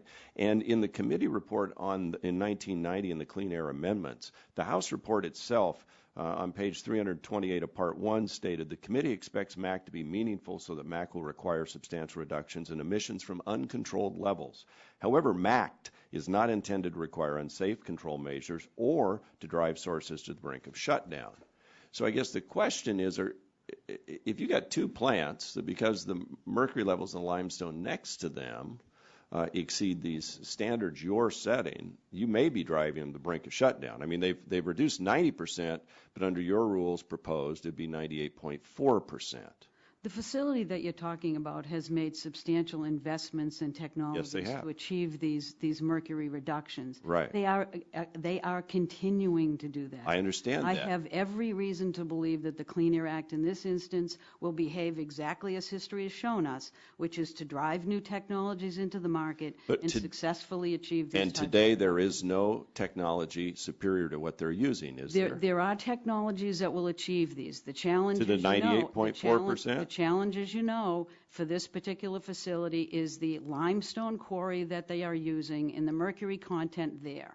And I believe also in the conference committee report from the 90 Clean Air Act, it talked about substituting ore and all. And it said the substitution of cleaner ore stocks was not in any event a feasible basis on which to set emission standards, where metallic impurity levels are variable and unpredictable both from mine to mine and within specific ore deposits. So there was a recognition, as I understand it, Clean Air Act, about different ore levels in different places. Here's the deal. You know, we're going to listen to the president tonight. And as Americans, we're all concerned about losing jobs. I represent a very rural district that's suffering enormously from federal regulation, whether it's on our federal forests and the 90% reduction in federal forest lands that, by the way, are burning. We can get into that whole discussion, what that does to health quality. Or whether it's this boiler max standard. I've got 3 letters, Mr. Chairman, I'd like submitted to the record from... Not objection. And these are about the uncertainty that's out there in the marketplace over your boiler max standards. While you have made some improvements, these companies in my district are saying we continue to have major ongoing concerns regarding achievability, affordability, and lack of accounting for variability within our operations for newly released rule. Boise Cascade, in this case, Boise will need to spend millions of dollars in new investments for multiple control technologies, which can conflict with other existing control technologies. There's also an issue they raise about how they use every bit of the wood stream back into their facilities, which we used to applaud them for doing, no waste. And apparently in some of the other rules that are coming out of your agency, they now would have to treat some of that resin that they now burn in their boilers as solid waste and put it in landfills and replace that with fossil fuels. I mean, this is why, and I understand unless you're out there, you don't get this. This is why a lot of Americans are not investing in their own companies again, because there is such uncertainty in the marketplace over all these rules and regulations. And I hear it every day I'm out in my district. And my time's expired. Thank you, Mr. Waldman. At this time, I recognize the gentleman from Texas, Mr. Green, for 5 minutes. Thank you, Mr. Chairman. Ms. McCarthy, good to see you again. And You too as like well. my colleague, Joe Barton, we appreciate you working with us on a lot of issues. Obviously, sometimes we don't get to the end result that each of us can agree to. In the Barlamac rule, you make a change in definition of waste because the courts found in 2000 the definition is not strict enough. This change has meant that some traditional fuels and many of these plants are now classified as waste, and now the facilities, in a regulatory sense, become commercial, industrial, solid waste incinerators. I have a couple of questions. Are you sympathetic to the argument from the cement companies they're in a bind because they're being forced to comply with the new NESHAP rule, but then might end up being regulated as a commercial, industrial, solid waste incinerator? Then some of their compliance investment will be for nothing, and they will have completely start over. It seems like that would be economic waste, and to me it seems they're really in a bind for planning side. How would you work with them on this, and given the massive job losses in the sector, they really can't afford to apply for permits for one designation and then take these costs and then turn around and have to start over? We are actually working with these companies right now. The rule has been finalized, and they are making investment decisions, and we're more than willing to sit down. The good news is that the incinerator rule, they can either decide to be regulated as a cement facility, or they can decide to burn solid waste, which would allow them to be regulated and require them to be regulated under the incinerator rule. So they have a choice to make which one they're going to come under? They do. And if depending upon what they want to do, they make that choice themselves, and we allow that. But the good news is that any technology investment they might make if they decide to be regulated under the Portland cement rule, is the same type of technology that they would have to put in place to be regulated under the incinerator rule. Okay. The main difference is that they'd have to look at developing much more explicit monitoring requirements and doing things differently for that purpose under SISWI, which is an area that we're looking at under our reconsideration and that will clarify itself. Yeah, one of my concerns is that some of these plants, they burn tires, they burn construction debris. And particularly with tires, because instead of having on the side of the road people dump, we can actually have a beneficial use, and so that's part of my concern. A couple of people on the second panel will talk about they cannot design, install, and commission emission controls on their existing coal-fired boilers within 3 years. They claim this is particularly true because third-party resources with expertise to design, install these controls will be in high demand as multiple boiler rules are being implemented in a short time. By both the industry and electric utility industries. Do you share that concerns? There may not be the available technology or to get there in 3 years? We have certainly looked at it. Let me hit the solid waste issue very briefly for you, Mr. Green. We know that concerns have been raised. We are working and we have developed guidance documents to address the tire issue so that we eliminate any uncertainty and clarify those rules. In terms of the coal-fired boilers, each one gets 3 years with the opportunity, if there's technology problems, to go to 4 years. We also know that there's fuel switching that is often done to achieve compliance because many of these coal boilers switch between biomass and coal, and it's a very effective strategy to achieve some of these compliance limits. So we are more than happy to work to ensure that that compliance is achieved in a timely way. Okay.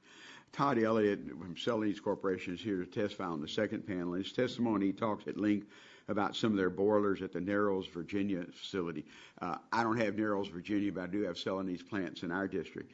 These boilers are identified by the EPA as top performing units and used to set the proposed regulatory standards for hydrochloric acid and mercury emissions. Yet not even one of these top performing units will meet the emission standards for both mercury and hydrochloric simultaneously without installing costly emission controls.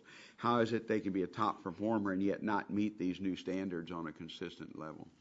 Well, we know that is an issue that has been raised to us. We have gathered more data. We are going through the reconsideration process, and we fully believe that we'll be able to assess that data and come up with standards that are meaningful and achievable.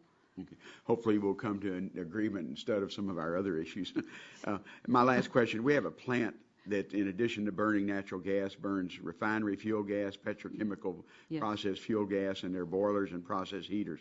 In both these cases, they're blends of methane, ethane, propane, and butane are clean burning fuels. Yeah. Does EPA intend to exempt both refinery and petrochemical processed fuel gases from the numerical standards similar to natural gas? Yeah, we did establish a process for that. We heard loud and clear during the comment period that we shouldn't be segregating refinery gas any differently if it achieves this, if it's as clean as natural gas. We've set up a process to look at that. We're also looking at that again in the reconsideration process. So I feel very confident that we can come to a good understanding on that issue and have a very clear, well-defined process so that there's certainty in the business community. And I do believe that most of the refinery gas will most likely be required to do work practice standards as opposed to an emissions limit. Thank you, Mr. Chairman. Chair now recognizes the gentleman from Louisiana, Mr. Scalise, for 5 minutes. Thank you, Mr. Chairman. I appreciate you having this hearing. I'm proud to support the legislation that we're discussing today. And Ms. McCarthy, I appreciate you coming as well. I know when I spent the last 5 weeks, as I'm sure all of my colleagues have, going throughout my district, meeting with small business owners, middle-class families, talking about the challenges that they're facing and things that we can do in Congress to get the economy back on track, to create jobs. And I've got to tell you, there was one recurring theme that came across with every single small business I met with. And they said the primary impediment to creating jobs today for them are the regulations coming out of this administration. And EPA was at the top of the list of agencies that are bombarding them with regulations that have nothing to do with safety or improving the quality of life, but in fact seem to be going through, I think, an extreme agenda of carrying out what is an agenda for some at the agencies, but is flying in the face of the things that they want to do in creating jobs and in investing. I mean, there's money on the sidelines. Anybody that follows markets today, that follows what's happening throughout our country will tell you there's trillions of dollars on the sidelines that could be invested right now at creating jobs. And the job creators, those people that have that money to invest, are telling us that it's the regulations coming out of agencies like EPA that are holding them back. And so, you know, when you give your testimony, and listen to some of your testimony about the ability that you think your agency has to create jobs by coming out with regulations. You know, maybe you're living in a parallel universe to the one I'm living in, but when I talk to people and, you know, you give a statement saying for every $1 in new rules that you then create, you get back $24 in health benefits, for example, with the regulations you're proposing. You're saying that the bills that will require investment, these rules that you're coming out with, will require investments that will create jobs and put people back to work. You know, first of all, tell me, when you make rules, do y'all really look and think that the rules you're making are going to create jobs? That is not their primary goal, but we certainly look at the economic impacts of our rules. Because you've given some testimony. Looking at jobs. So, for example, I think you had testimony that for every $1 million or $1.5 million a business spends to comply with rules, you said that creates a job? I certainly did not say that, and I don't think I've submitted testimony to that. In your testimony, and I'll go back and look, and we've seen. It may be in the past, and that certainly does not sound unachievable. Oh, that is one of the studies that we use as a basis for our economic analysis. It indicates that. So what does it indicate, if you can give me the exact indication? Because I'd read that in one of your statements. I think it indicates that for every $1 million expended on control equipment, yeah, I got it. We find that increased environmental spending generally does not cause a significant change in employment, and this is referencing a Morgan Stern study that's been peer-reviewed in the scientific literature. It says our average across all 4 industries is a net gain of 1.5 jobs per 1 million in additional environmental spending. So basically what you're saying is if you force a company to spend another $1 million complying with some rule that you come up with, Congress didn't pass it, but y'all came up with a rule. You're acknowledging that that's forcing businesses to spend money. So if you say a business is forced to spend $1 million to comply with your rule, according to your metrics, that creates one and a half jobs. Or is that 1.5 jobs at your agency? I certainly don't want to give the impression that EPA is in the business to create jobs. You're definitely not. I mean, from everybody I've talked to, you're in the business of putting people out of work right now. No, we're in the across this business of country. actually, the Clean Air Act, its intent is to protect public health. Well, let me ask you that, As a on the result health of issue, that, because we've money heard a lot gets of questions. spent And jobs get, yes. And jobs get what? Money is spent. Jobs grow. Jobs grow. Again, maybe a parallel universe we're living in, but when you think jobs grow because of these regulations, I can show you small business after small business that can't grow jobs because of your regulations, directly related to your regulations, not nebulous. And now I'll get into the health issue, because one of the things we hear, and it was talked about in opening statements in yours as well, is but this has got to be done for health reasons. Let me bring you to a decision the president just made on the ozone national ambient air quality standards, where the president even acknowledged that EPA's regulations, and specifically as it related just a couple days ago to ozone, actually shouldn't go forward. Ask y'all to pull back. I'd like to get your opinion. What is your reaction to the president saying your smog ruling is not a good move to make, and ask y'all to pull that back? The president issued a statement, and it should speak for itself. But you're the agency that's tasked with that rule. I mean, what is your your opinion on it? Once again, the president made a decision, and he asked the agency to pull back that rule, and clearly the agency will, and we will work very aggressively on the next review, which is what he asked us to do, the most current science, and we'll move forward in 2013 to look at a new Hopefully y'all ozone take that approach with these other rules that are costing jobs. I yield back. Thanks. Chair now recognizes the gentleman from Virginia, Mr. Griffith, for 5 minutes. Thank you, Mr. Chairman. I'm a little concerned. Earlier today you said that you all had gone through public comment and you didn't need any help of the legislature, and I'm just curious about that statement. Did you really mean that? Well, what I meant was there was an indication or an inference that this legislation was in response to a need that EPA expressed, and it is not. Okay. So you understand that it is, in fact, the legislature's job, that all of us, as many have already stated, it's our job to go out and listen to our constituents, and then we face election each year.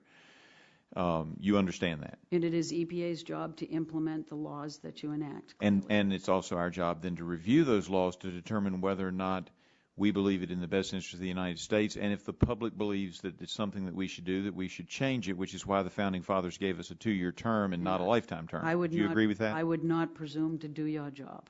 And were you just getting a little testy with us when you said in Section 5 that you weren't sure who the burden was on, whether it was the industries or whether it was the air-breathing public? Was that just a little testy comment?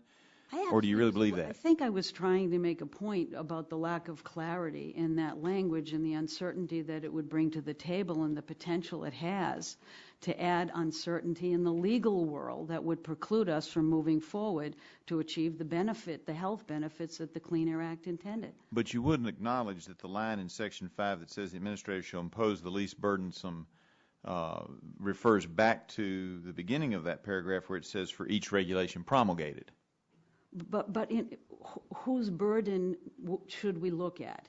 What we look at are the health benefits compared with the costs associated with the implementation of that rule, and we maximize the benefits and we minimize the costs to the extent that we can. Okay.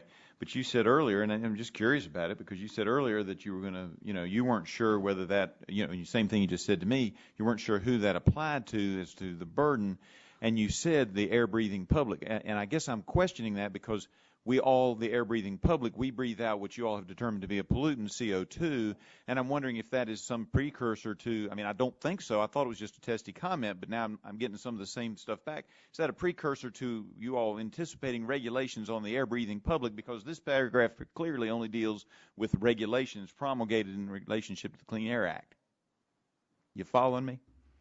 I don't think so, but let me give you an example. Let me state to you then, it looks very clear to me it applies to regulations that you all, I don't think there's any question that paragraph deals with regulations that you all implement under Section 2A in the Clean Air Act. And so, what I was asking if you think it applies to the air-breathing public, you must be getting ready to regulate. No, when the agency interprets burden Is it the burden to industry to comply, or is it the health burdens associated with the pollution for the breathing public? That was my point. So I apologize if I was indicating that I'd be regulating individuals. Well, I didn't think That's you were, but certainly then, not what I've seen intended. strange things coming out of the EPA, so I wasn't certain.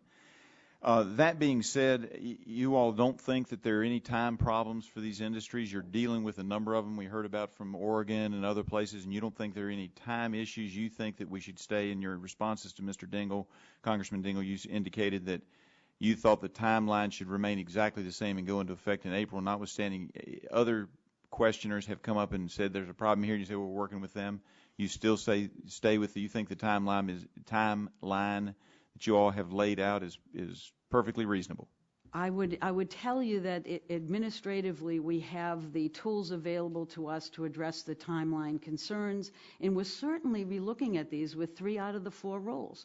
We have stayed them ourselves, and we're going through a reconsideration process. But that I am correct that reconsideration process has actually been objected to by certain groups in the courts. Is that not true? That is true. And so there is a possibility that if the court rules that your reconsideration was not proper, that we're stuck with the March 2011 regulations. Isn't that true? The agency believes that the authority that Congress has afforded EPA allows us to stay the rules in exactly the way we have done it, and that we are not at. But that's currently in the courts being fought out. So as is most of our rules. Yes. Yeah. So we don't have any guarantee unless we do something that we're not going to get stuck with the March 2011 rules. Isn't that true? In knowing that the courts that we can disagree with the courts, but sometimes they rule ways that we don't anticipate. Isn't that true? I do not believe that you are at risk of having a court tell you that we should be stopping our reconsideration process and completing it by April of next year. But you would agree that any good lawyer has been wrong at some point in time as to what the courts might do, would you not? I've pointed that out a few times. I yield back my time, Mr. Chairman. This time I recognize the gentleman from Massachusetts, Mr. Markey, for 5 minutes. Thank you, Mr. Chairman, very much. 49 years ago, in September of 1962, President Kennedy issued an urgent call to the nation to be bold. He said that we shall send to the moon 240,000 miles away from the control station in Houston a giant rocket more than 300 feet tall, the length of this football field, made of new metal alloys, some of which have not yet been invented, capable of standing heat and stresses several times more than have ever been experienced, fitted together with a precision better than the finest watch. And we did it, and we did it less than 7 years after that speech. Today we're holding a hearing on Republican legislation that essentially exempts the cement industry and industrial boiler sector from having to install existing technologies. Nothing has to be invented at all to remove mercury and other toxics from their smokestacks. Because evidently, the can-do nation that sent a man to the moon in under 10 years just can't do it when it comes to cleaning up air pollution using commercially available technologies that already are on the shelf today. Now, shortly after the 1996 Telecommunications Act was passed out of this committee, it became the law, we were transformed as a nation from a black rotary dial phone nation to a BlackBerry and iPad nation. This committee said, we can do it. But can we install the best available technologies on cement kilns to reduce the amount of mercury poisoning in children's brains? No. I guess that's just too hard. We can't find anyone smart enough to figure it out. Instead of installing commercially available technology on cement kilns, cement plants, we'll just install a Portland cement shoe on the EPA and throw it in the river.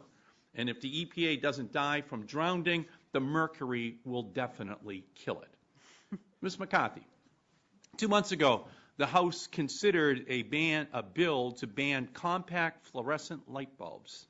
During debate on that bill, we were repeatedly told by the Republicans that the mercury vapors from those light bulbs is dangerous, and even that, quote, exposing our citizens to the harmful effects of the mercury contained in CFL light bulbs is likely to pose a hazard for years to come. Now, the cement rule, which we're debating here today, alone would reduce mercury emissions, which Republicans really care about, by 16,600 pounds per year. Now, there are 3 milligrams of mercury in one compact fluorescent light bulb, almost 7 millionths of a pound. So the cement rule will eliminate the same amount of mercury in 1 year as banning 2.5 billion compact fluorescent light bulbs. Ms. McCarthy, what is the greater public health threat? The tons of mercury coming out of cement kilns that are being sent right up into the atmosphere, or light bulbs? Based on the information you've provided, it is clear that it is cement. Cement. Well, I'm glad. I'm glad that the Republicans can hear that. Cement is a greater threat because we've heard so much concern about light bulbs from them this year and mercury. Now, we have been told that all these bills do is to give EPA an extra 15 months to study and refine its proposals. Though, of course, that is on top of the 20 years it has been since Congress told the EPA to set these standards in the first place. Now, EPA asked the courts for an extra 15 months to refine its boiler regulations. Did EPA also ask for an additional 15 months to refine its cement regulations? No. Now, isn't it true that these bills actually remove any deadline for finalizing the rules? Yes. Do you agree that if EPA, for some reason, chose not to finalize them for years, it would be virtually impossible to force the EPA to act? It would be unclear how. Now, the way I understand this part of the Clean Air Act, EPA basically grades on a curve.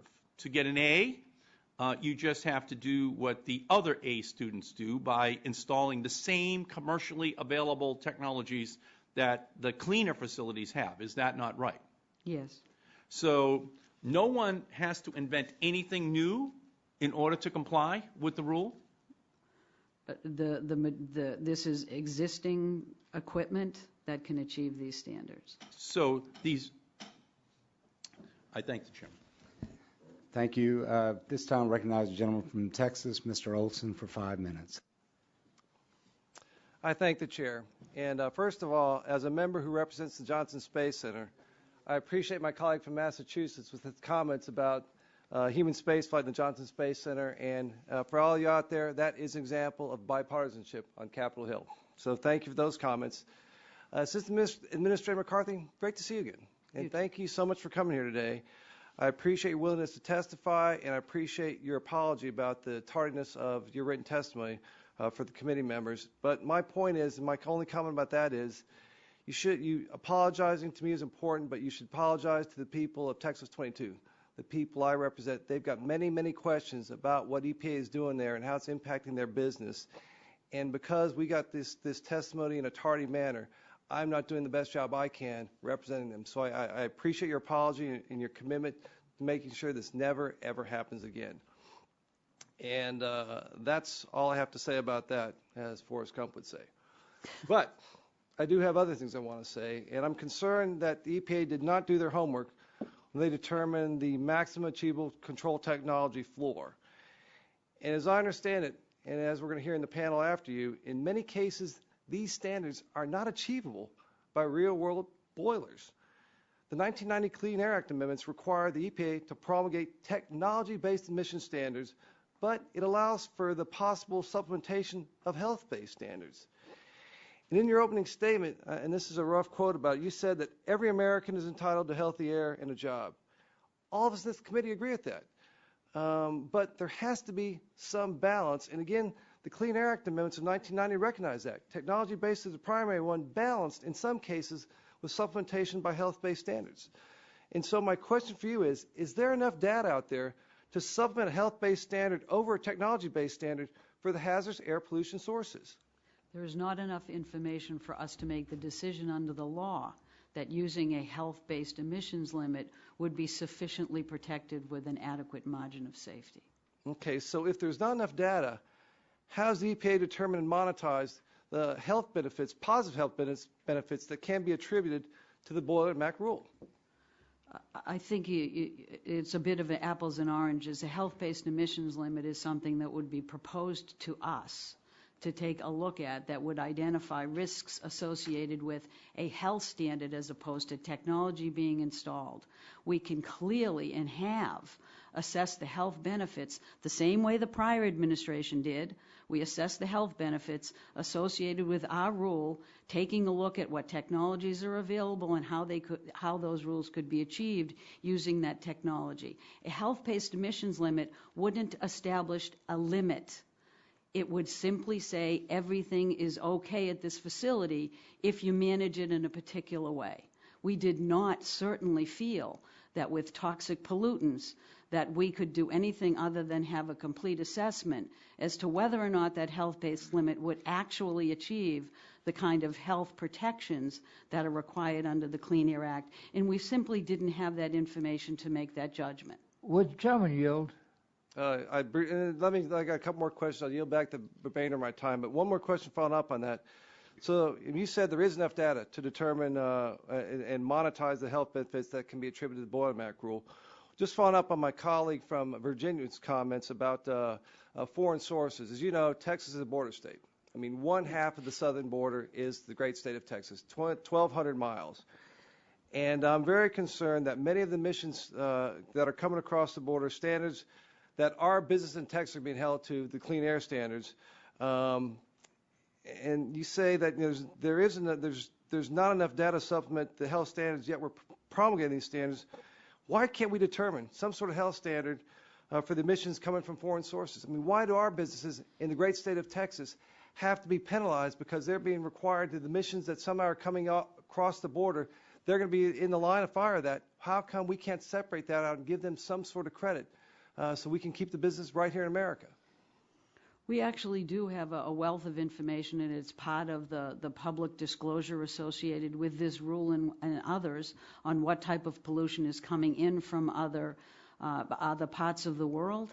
And we do not challenge our facilities to account for that or to reduce that, but we do account for their own emissions, and we do look at what technologies are available that are cost effective that will achieve significant public health reduction.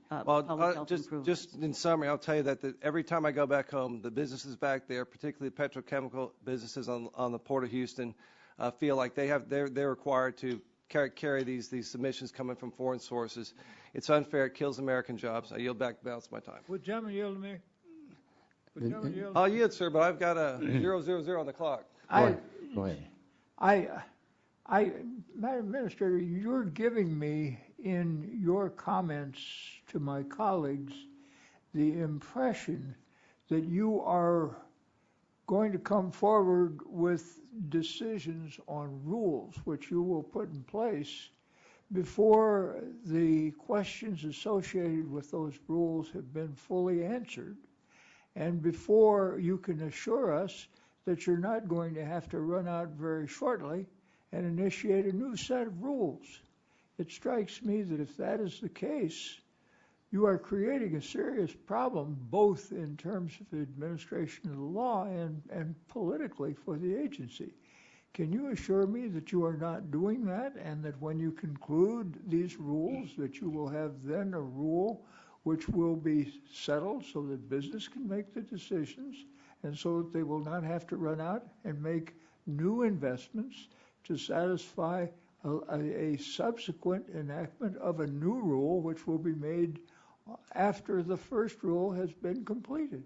Mr. Dingell, perhaps I wasn't as clear in what I was speaking about. When I was talking about the health-based emissions limit, which is, I think, what you're talking about, I believed that we were talking about the cement rule, which has actually been finalized. And the fact that in that rule, we did tee up comment, and we solicited comment on whether or not we could do a health-based emissions limit, and we asked for the data necessary to ensure that an emissions limit could be established that was lower than a technology limit, a technology-based limit that would be sufficiently protective. I was not speaking to the rules that are going to be reconsidered. You have given me no comfort, Madam Administrator. I am driven to the conclusion that you're telling me that when you have completed this, there is a probability that you will initiate new efforts to come forward with a new rule under perhaps different sections of the Clean Air Act. I regard that as being an extraordinarily unwise action by the agency in several parts. The gentleman from West Virginia, Mr. McKinley, is recognized for 5 minutes. Okay. Thank you, Mr. Chairman. I'm trying to grasp all this, and I appreciate your coming back in. We've had some interesting discussions here in this committee with you. But go back to the issue that was brought up a minute ago about 1962. And I somewhat take offense to that because it's something taken out of context. We weren't in the middle of or the tail end of a recession in 1962, were we? I don't remember. Okay. I was hanging out somewhere. But we were someplace, you and I. But that was a different time. And I don't think anyone's saying that there's not a can-do ability. But right now we have 9.1% unemployment. We just got announced last month that there were no job increases whatsoever across America. So our businesses are trying to make some decisions. They know they can replace the boilers. If he's correct that they're on the shelf, for right now, I'll accept that. I'm not sure I'm going to completely buy that, but I'll accept that premise that it's. But they have to make a decision. They have to make a decision right now in this economy. And over the break, I had an opportunity to visit 2 lumber producers in West Virginia, and both of them pleaded with me to give us time, more time. They've gone to they're talking to the banks. First, they're saying we meet some standards now. We're not polluting under the old standard. We're meeting some standards. We're meeting Clean Air Act. We're meeting the EPA standard. We're meeting those standards. And for someone to tighten the bolt right now under this economy is threatening them, because there's already one other major manufacturer in West Virginia lumber. The head of boiler went out of business due to this economy.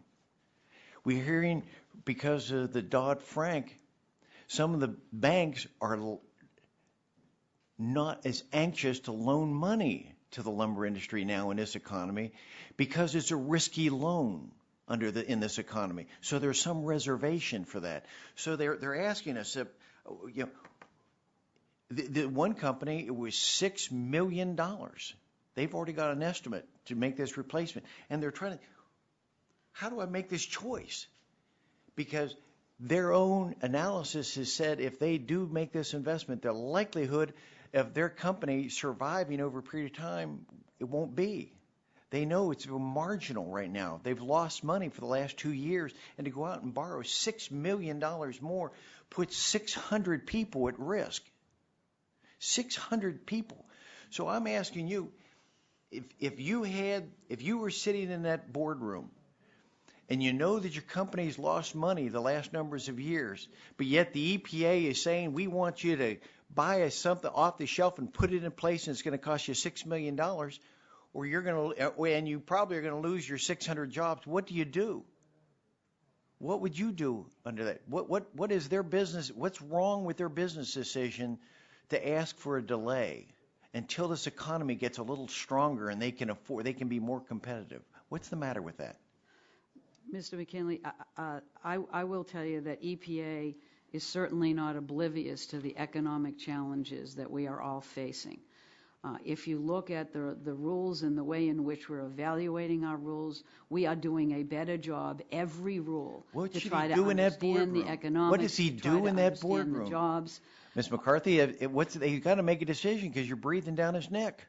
We have successfully, through the 40-year history of the Clean Air Act, found a way to grow the economy while we've significantly reduced all said that. You said that before you come in here, and you said yourself that the EPA has actually created jobs. And you said it here again today, and I'm still waiting. I asked you then, back in February, if you could provide that information, how the EPA regulations create jobs.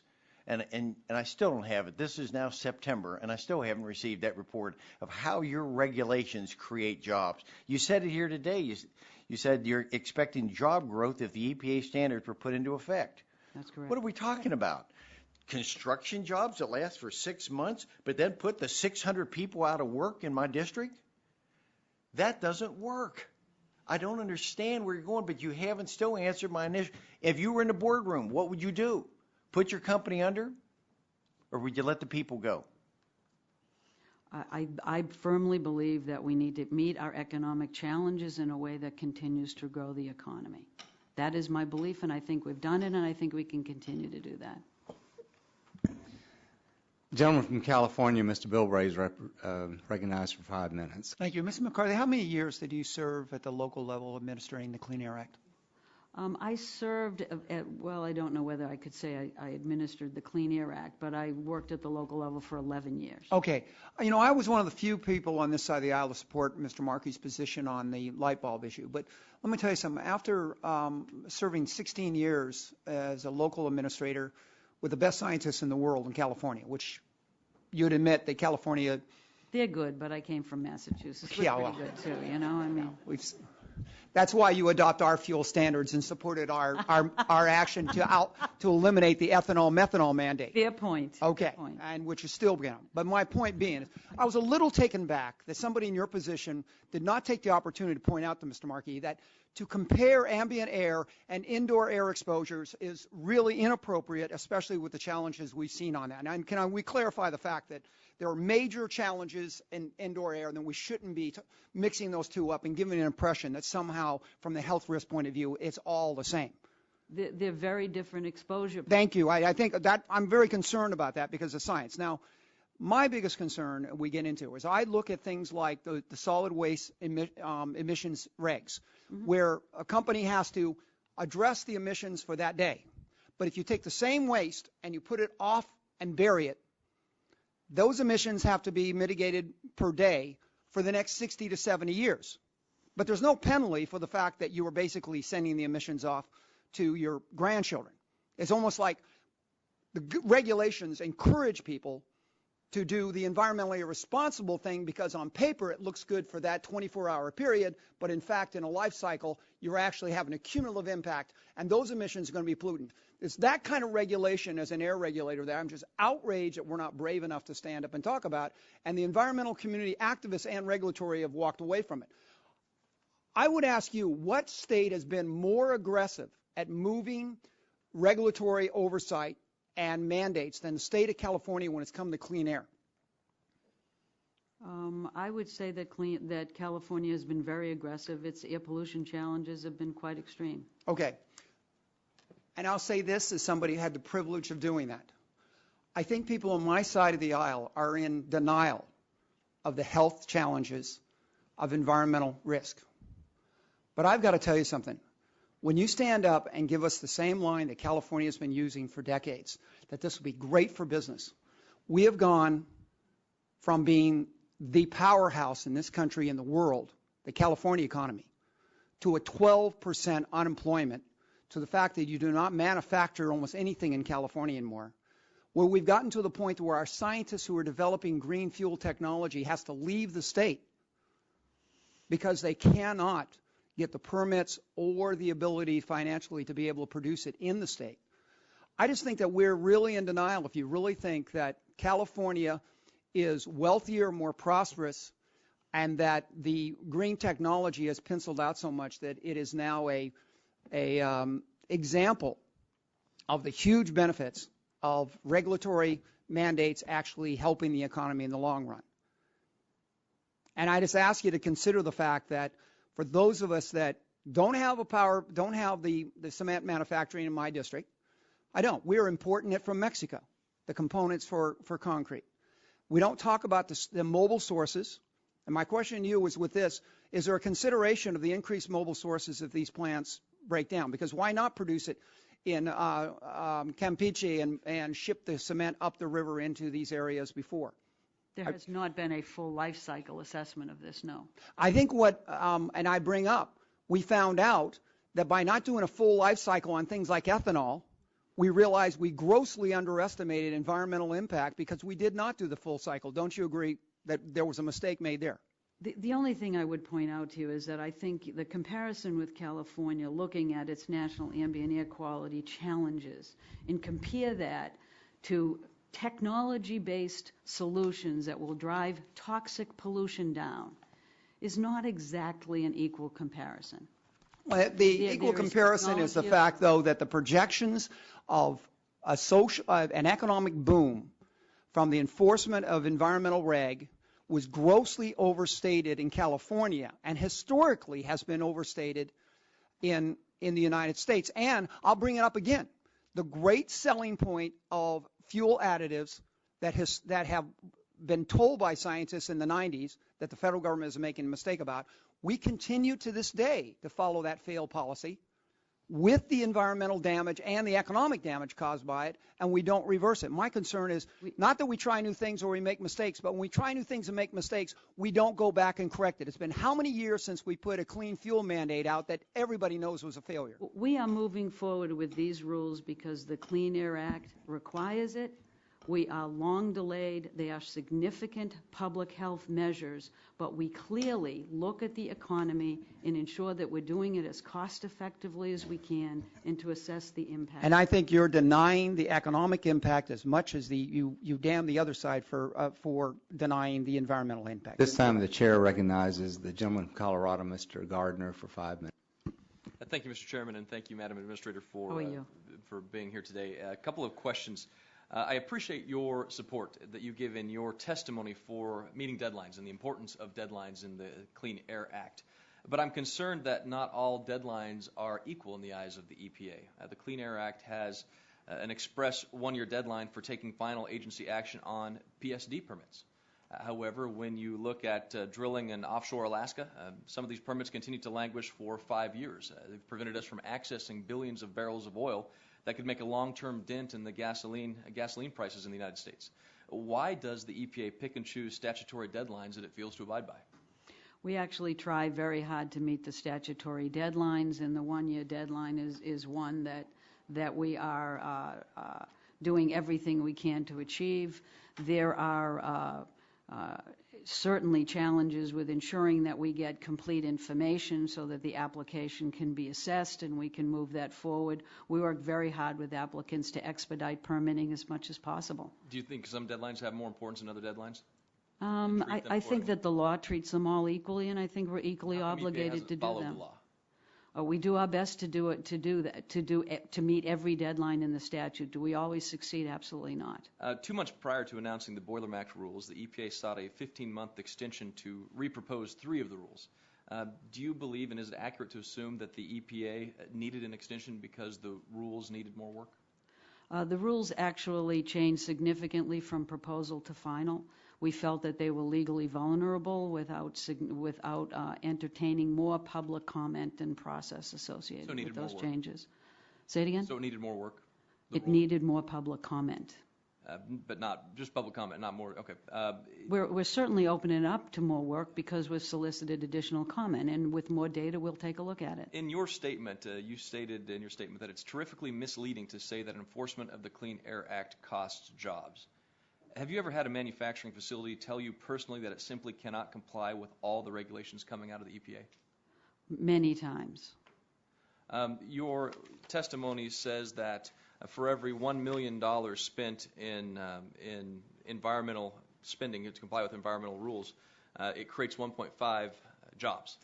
According to the forest products industry, $7 billion it will cost to comply with the Boiler Max rule. Are you then saying that that will create 10,500 jobs? No, I'm not, and I'm also not indicating that I agree. I was actually quoting a study that looked at specific industry sectors, and that was the assessment. But you must agree with it if you put it in the statement. I agree that literature has been peer reviewed and it is sound science. Yes. So then, for every $1 million in spending, the $7 billion that they will spend with in those 4 sectors is what that was referring to. The paper and pulp industry, I believe, one of the 4 sectors. So you're saying that $7 billion cost. I'm not indicating at all that I believe the numbers that industry has indicated associated with the cost of these rules. These major source boilers will in no way is estimated using scientific peer-reviewed methods to cost anywhere near that figure. Do you believe that these regulations altogether will put a number of operations out of business? I believe that there will be choices made by industry on how they will comply. Including whether they stay in business or not? That is going to be their choice, looking at a variety of factors, perhaps least of which is compliance with these regulations. So the EPA's own number on boiler cost was $5 billion. So that's just a little bit less than 10,500 No, actually, the jobs. boiler cost was a little less than $2 billion. That's the information I had was $5 billion from the EPA. That was actually the proposal. We had cut that in half with final, using flexibilities under the law and looking at new data. So later we're going to hear the president and CEO of Lehigh Hanson talking about a loss of 4,000 jobs. Do you believe that business owners are being disingenuous when they tell us that it's going to cost them 4,000 jobs? I don't want to attribute motive to anything. All I can tell you is under the history of the Clean Air Act, industry has significantly overstated anticipated costs, and they have not come to be. In your testimony, I counted a number of times where you say things like, in contrast to doomsday predictions, history has shown again and again that we can clean up pollution, create jobs, and grow the economy. Economic analysis suggests the economy is billions of dollars larger today. Job killing describes, some would have us believe that job killing describes EPA's regulations. It's terrifically misleading. Investments in labor-intensive upgrades that can put current unemployed or underemployed Americans back to work as a result of environmental regulations. Jobs also come from building and installing pollution control equipment. Contrary to claims, EPA's agenda will have negative economic consequences. Regulations yield important economic benefits. It goes on. You say, moreover, the standards will provide these benefits without imposing hardship on America's economy or jeopardizing American job creation. Earlier this month, or late last month, President Obama withdrew the ozone standards. He said, I have continued to underscore the importance of reducing regulatory burdens and regulatory uncertainty, particularly as our economy continues to recover. Mr. Sunstein's letter to your agency said the President's directed me to continue to work closely with executive agencies to minimize regulatory costs and burdens. Is he wrong then? Your testimony talks about creating jobs through environmental regulations. Was the President wrong in making that? Regular order, Mr. Chairman. Gentleman's time has expired. Did you want to respond? No, the President made a sound decision and the agency is following it. Okay. A sound decision. He made a sound decision. This time we'll conclude the questions for the first panel. And Ms. McCarthy, we appreciate your being here today. As you remember, many of the members had questions and further comments that they would ask the EPA to respond to. So we look forward to your getting back to us with that information, and our staffs will be working with you all to make sure that all of that is taken care of. So thank you very much. Thank you very much. This time I'd like to call up the second panel. On the second panel today, we have Mr. Daniel Harrington, who is the President and CEO of Lehigh Hanson Incorporation. We have Mr. James Rubright, who is the Chairman and CEO of Rock 10 Company. We have Dr. Paul Gilman, who is the Chief Sustainability Officer and Senior Vice President, Covanta Energy Corporation. We have Mr. John Walk, who is the Clean Air Director and Senior Attorney for the Natural Resources Defense Council. We have Mr. Eric Schaefer, who's the Executive Director for the Environmental Integrity Project. We have Dr. Peter Wahlberg, who is a Principal in Environmental Health at Gradient Corporation. And we have Mr. Todd Elliott, General Manager, Acetate Celanese Corporation. So thank you, all of you, for being here today. We appreciate your patience, and we look forward to your testimony. Each one of you will be given 5 minutes for an opening statement, and then we'll have our questions at that point. So, Mr. Harrington, we'll call on you for your 5-minute opening statement. Thank you. Thank you, Mr. Chairman. I'm Dan Harrington. Be sure and turn your microphone on. Hello. Now, am I on now? Thank you. Thank you. My name is Dan Harrington. I'm the President and CEO for Lehigh Hanson, and we're one of the United States' largest suppliers of heavy building materials to the construction industry. Our products include cement, brick, precast, pipe, ready-mix concrete, sand and gravel, stone, and many other building materials. We have 500 operations in 34 states, and we employ about 10,000 people in the United States. Also, I'm presently the chairman of the Government Affairs Council of the Portland Cement Association, and our association represents 97% of the U.S. cement manufacturing capacity. We have nearly 100 plants in 36 states and distribution facilities in all 50 states. We also employ approximately 13,000 employees. I'm here today to express strong support for H.R. 2681, the Cement Sector Regulatory Relief Act of 2011. This current recession has been too long and too deep, and it's left the cement industry in our weakest position economic conditions since the 1930s. Domestic demand for cement has dropped by more than 35% in the past 4 years, and we have shed already over 4,000 jobs in the United States. Although 13,000 well-paying cement manufacturing jobs remain, and their average compensation is $75,000 a year, there are 3 EPA rules in particular which could force the loss of an additional 4,000 jobs, as you heard a second ago, specifically the National Emission Standards for Hazardous Air Pollutants, or NESHAP, for the Portland cement industry, the Commercial and Industrial Solid Waste Incinerator, CISRI rule, and finally the agency's change in the definition of solid waste. In the face of all the economic uncertainty that faces our great nation, the industry welcomes the introduction of 2681. It will mitigate regulatory uncertainty and place rules on a more reasonable schedule. Second, it will enable our industry to continue to make capital investments in the U.S. that will preserve jobs. It will also give us time to resolve the differences with the EPA on individual compliance levels, which will result in regulations that are fair, balanced, and most importantly, achievable. Moreover, it will provide the time necessary for the economy to recover to a point to where the industry is able to invest in plant upgrades and cost reductions again. Earlier this year, the Portland Cement Association completed an analysis of the economic and environmental impacts of several final and proposed EPA rules, including those addressed by H.R. 2681. The study concluded that one rule alone would impose a $3.4 billion capital investment on an industry that generated $6.5 billion in revenues in 2010.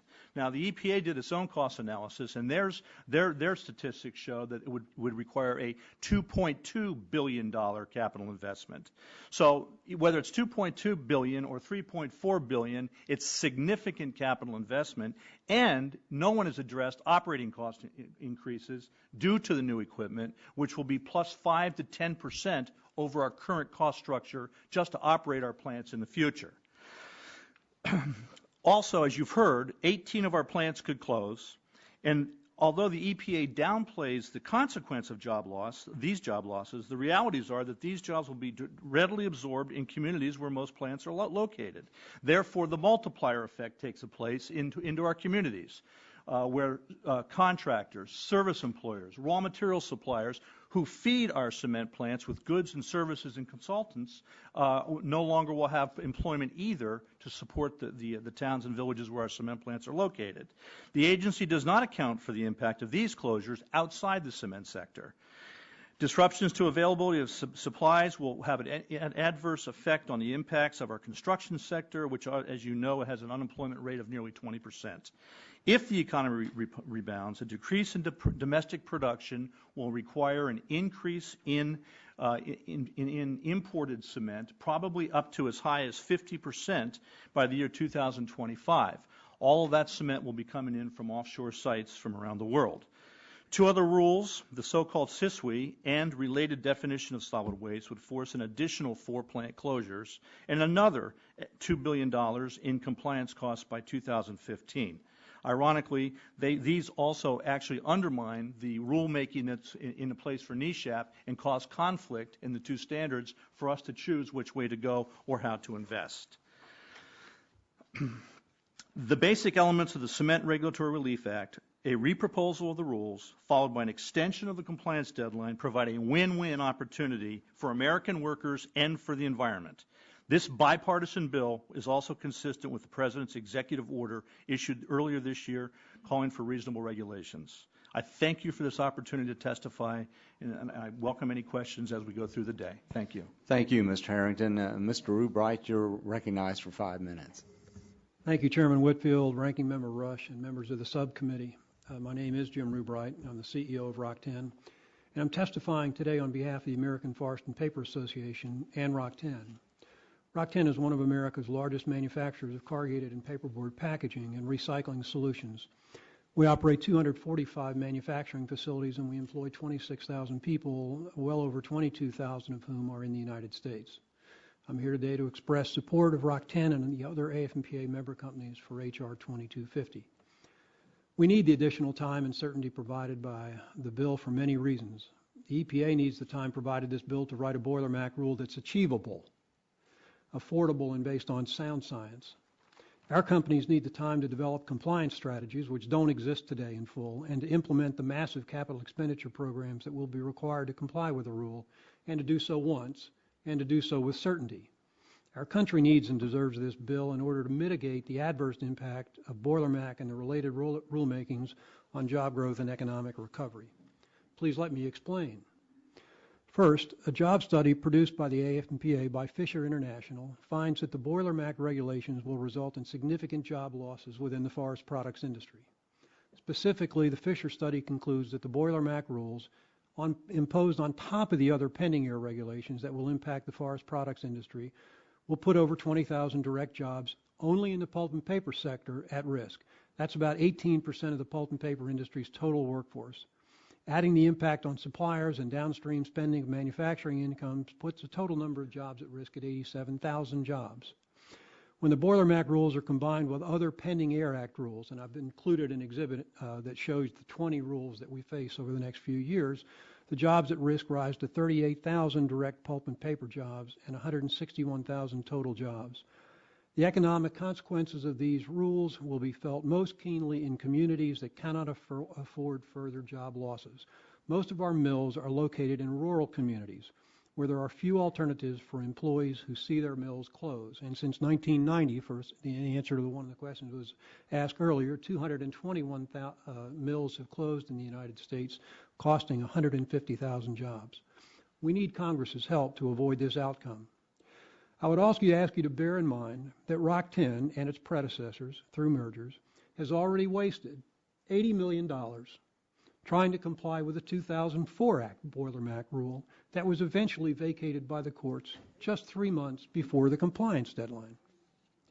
Let me cite the positive things that the bill does to help our companies. This bill will go a long way to see that the EPA has adequate additional time to promulgate a Boiler MAC rule that is based on sound science.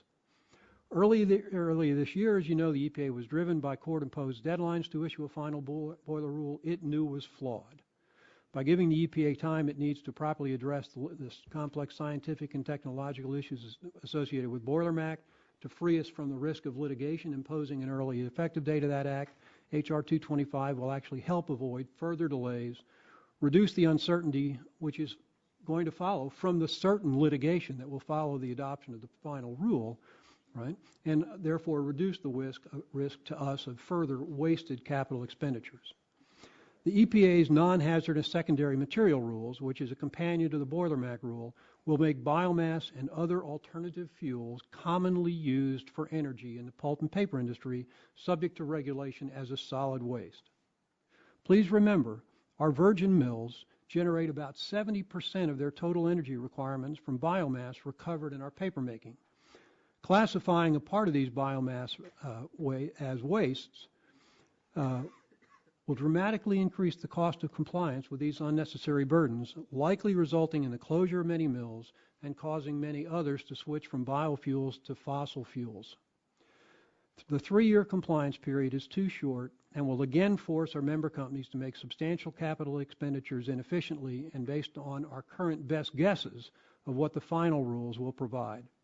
We estimate that Boiler MAC will cost our industry $7 billion in capital, $200 for Rock-10 alone, and our annual operating costs will increase by $31 million. Based on the rule the EPA is considering, our suppliers can't even assure us that this or any amount of capital will make us fully compliant. We don't have the excess capital lying around to have a replay of the 2004 Boiler MAC rule fiasco. We need this bill to avoid this terrible result. Finally, we need this bill to make sure that the EPA's stay of the Boiler MAC rule remains intact and is not reversed prematurely through court actions. Mr. Chairman, members of the subcommittee, I thank you for offering this bill. Thank you, Dr. Gilman. You're recognized for 5 minutes. Thank you, Mr. Chairman and members of the committee. Thank you for the opportunity to be here. I speak to you today as an employee of Covanta Energy, which is one of the nation's largest biomass to electricity producers. I also speak to you as a former assistant administrator of the EPA for research and science advisor for the agency. We currently operate biomass facilities that will be affected by these MACs. The fuel is largely agricultural and forestry residue, making us one of the more sustainable uses of biomass. Currently, we're walking an economic tightrope for those facilities. 2 are in standby mode because we're having to balance high fuel prices with low power revenues. One of our facilities has been operating on an intermittent basis this year. As a company that operates under the Clean Air Act, we believe it's key to our being viewed as a good neighbor in our communities. So we support it, and we support its goals. But we do believe the EPA had it right when it asked for the courts for more time. We think the EPA had it right when they asked for more information, more data for the boiler and SISWI MAC rules. Not only did the paucity of data lead to some illogical outcomes in the regulatory process, it also meant that natural variation from boiler to boiler wasn't properly considered, and even sort of the breakdown of different technologies for comparison purposes wasn't done. Not only those things, but the method used by the agency to derive the emissions standard is seriously flawed. What they did was take pollutants on an individual basis and look at them across the various facilities, find the best emissions achievement, and set that as a standard, and then repeat the process. So the emissions standards were set really on a pollutant by pollutant basis as opposed to a facility by facility basis. This answers the question that Mr. Markey had as to why is it that achievable currently existing technologies can't be used. It's because this pollutant by pollutant process has been undertaken as opposed to the plant by plant. It's like asking the Olympic decathlon champion to not only win the championship, but then beat each of the individual athletes in the 10 individual contests to be beaten as well by that decathlete. The agency also applied some statistical treatment for the data that is really detrimental to our being able to achieve compliance under the standards. So, for example, in evaluating the data, it set its emission levels using what we call 99% cutoff point. What that does for a commercial industrial solid waste incinerator is mean that a typical one with 2 units is likely in every single year to have a 20% probability that they're going to fail one of the emissions standards.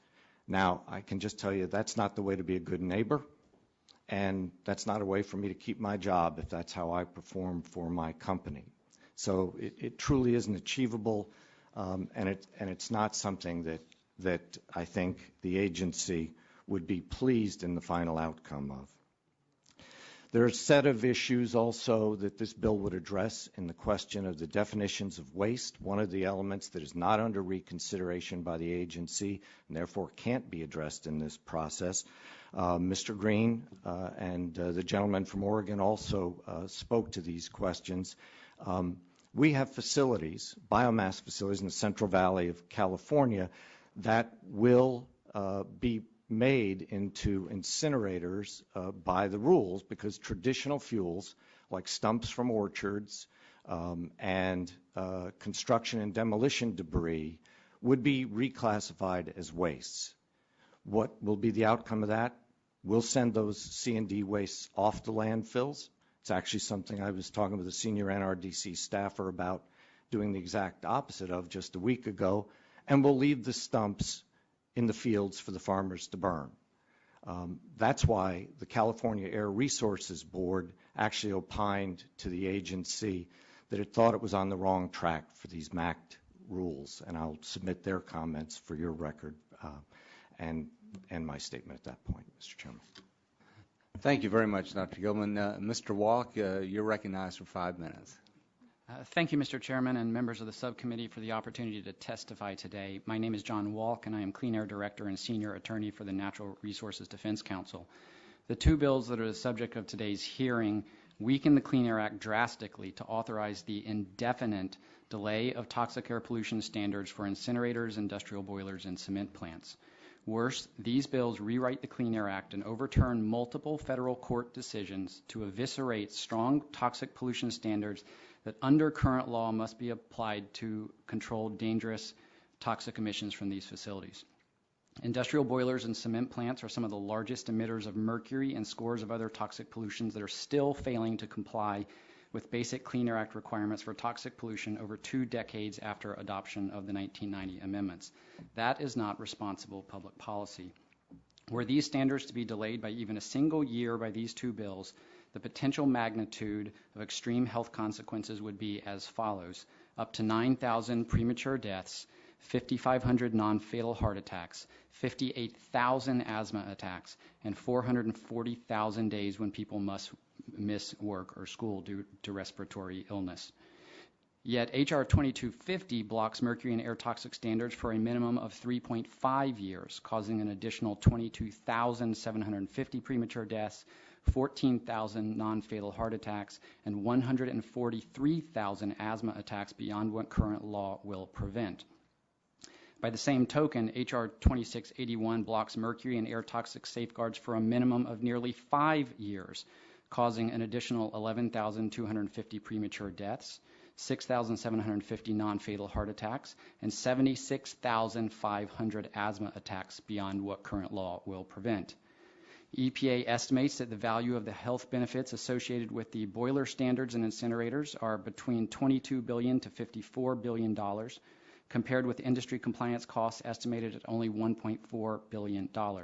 EPA has found the benefits of the cement standards to be as high as $18 billion annually, with benefits significantly outweighing costs by a margin of up to 19 to 1.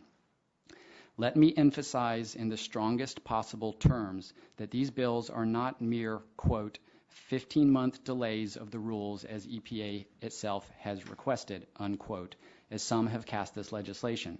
First, the bills embody the complete evisceration of the substantive statutory standards for achieving reductions in toxic air pollution.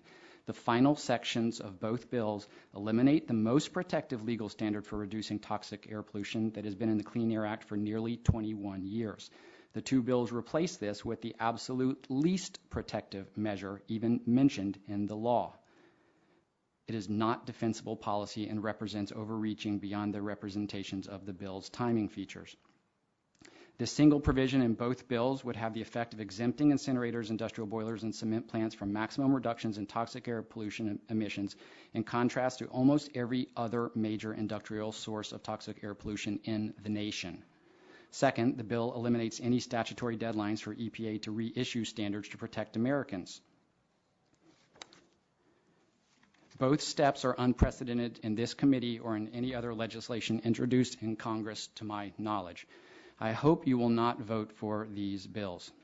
But if members have already decided to do so, I respectfully appeal to your sense of honesty and decency to do at least this.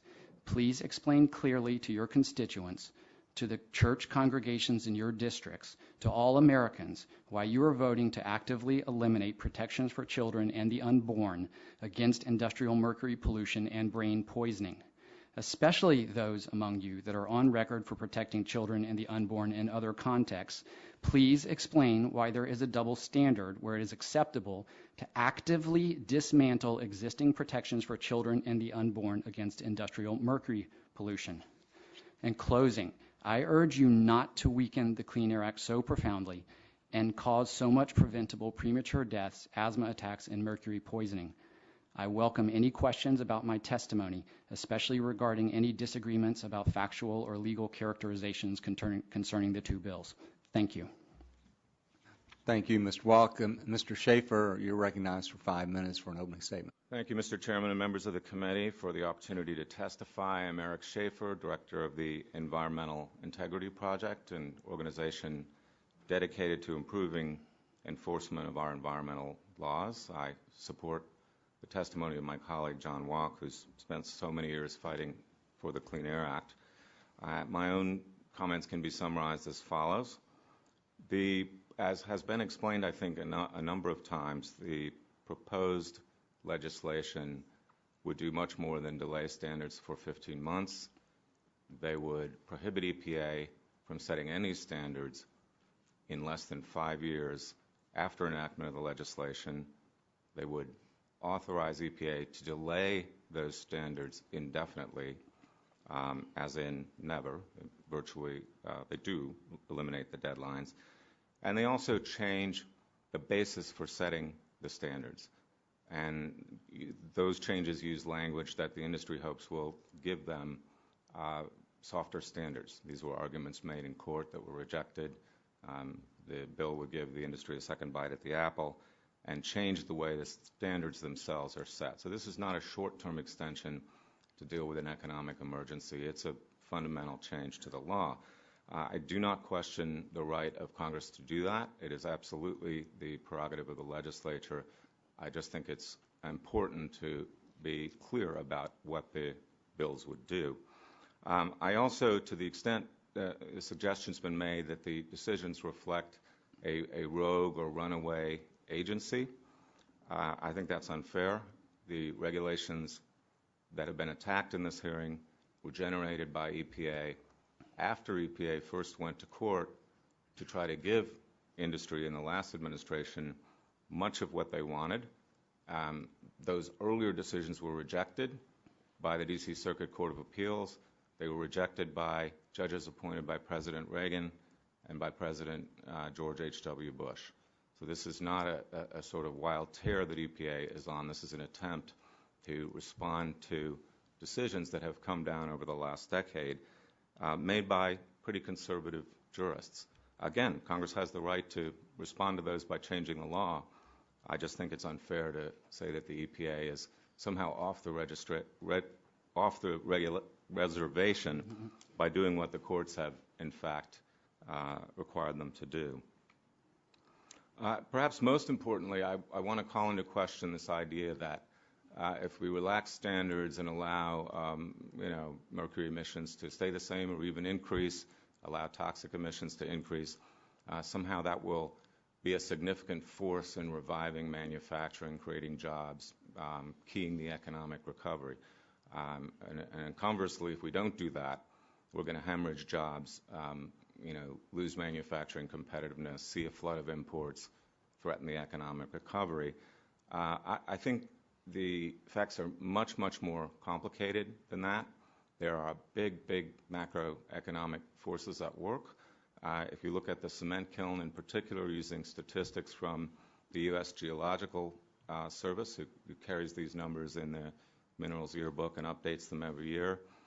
In the early 90s, we produced about 75,000 tons of cement with 18,000 workers.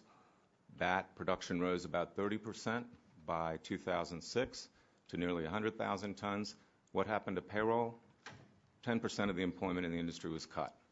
The point being that the manufacturers did fine, the employees not so well.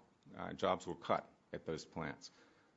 Second, the industry has suggested that somehow these rules will drive the price of cement up and that will threaten the economic recovery.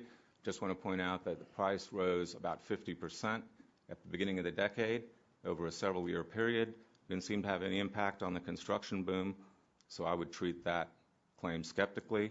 Clearly, manufacturing has declined at these plants, and so has employment over the last few years, but imports have declined even faster. So this idea that imports are going to come rushing in where production is constrained is not borne out by the facts. Just trying to make the point that the bottom line problem is lack of demand. Until the demand recovers, until the housing market recovers, this industry will not, and the rules have little to do with that.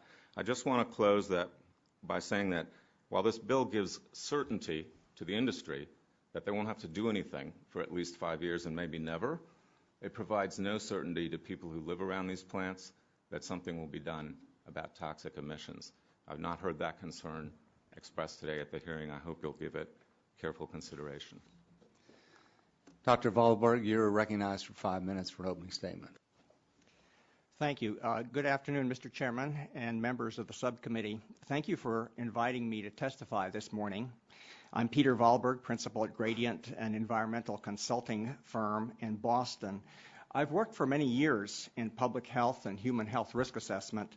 I've been a faculty member at the Harvard School of Public Health, and I was a member of a National Academy of Sciences panel that worked on evaluating public health benefits of air pollution regulations. At the outset, let's remind ourselves that by every public health measure, from infant mortality to life expectancy, we are healthier today and exposed to fewer hazards than ever before. Our present-day air is much cleaner than it was years ago, thanks to EPA, and our air quality is among the best in the world. I'm here today to address the method by which EPA uses in their projection of benefits from reductions in outdoor air particulate levels called PM2.5 or ambient PM2.5. The dollar value of EPA's calculated benefits is dominated by promised reductions in deaths that EPA assumes to be caused by breathing PM in our ambient air. Asthma is also monetized by EPA as an ambient air concern.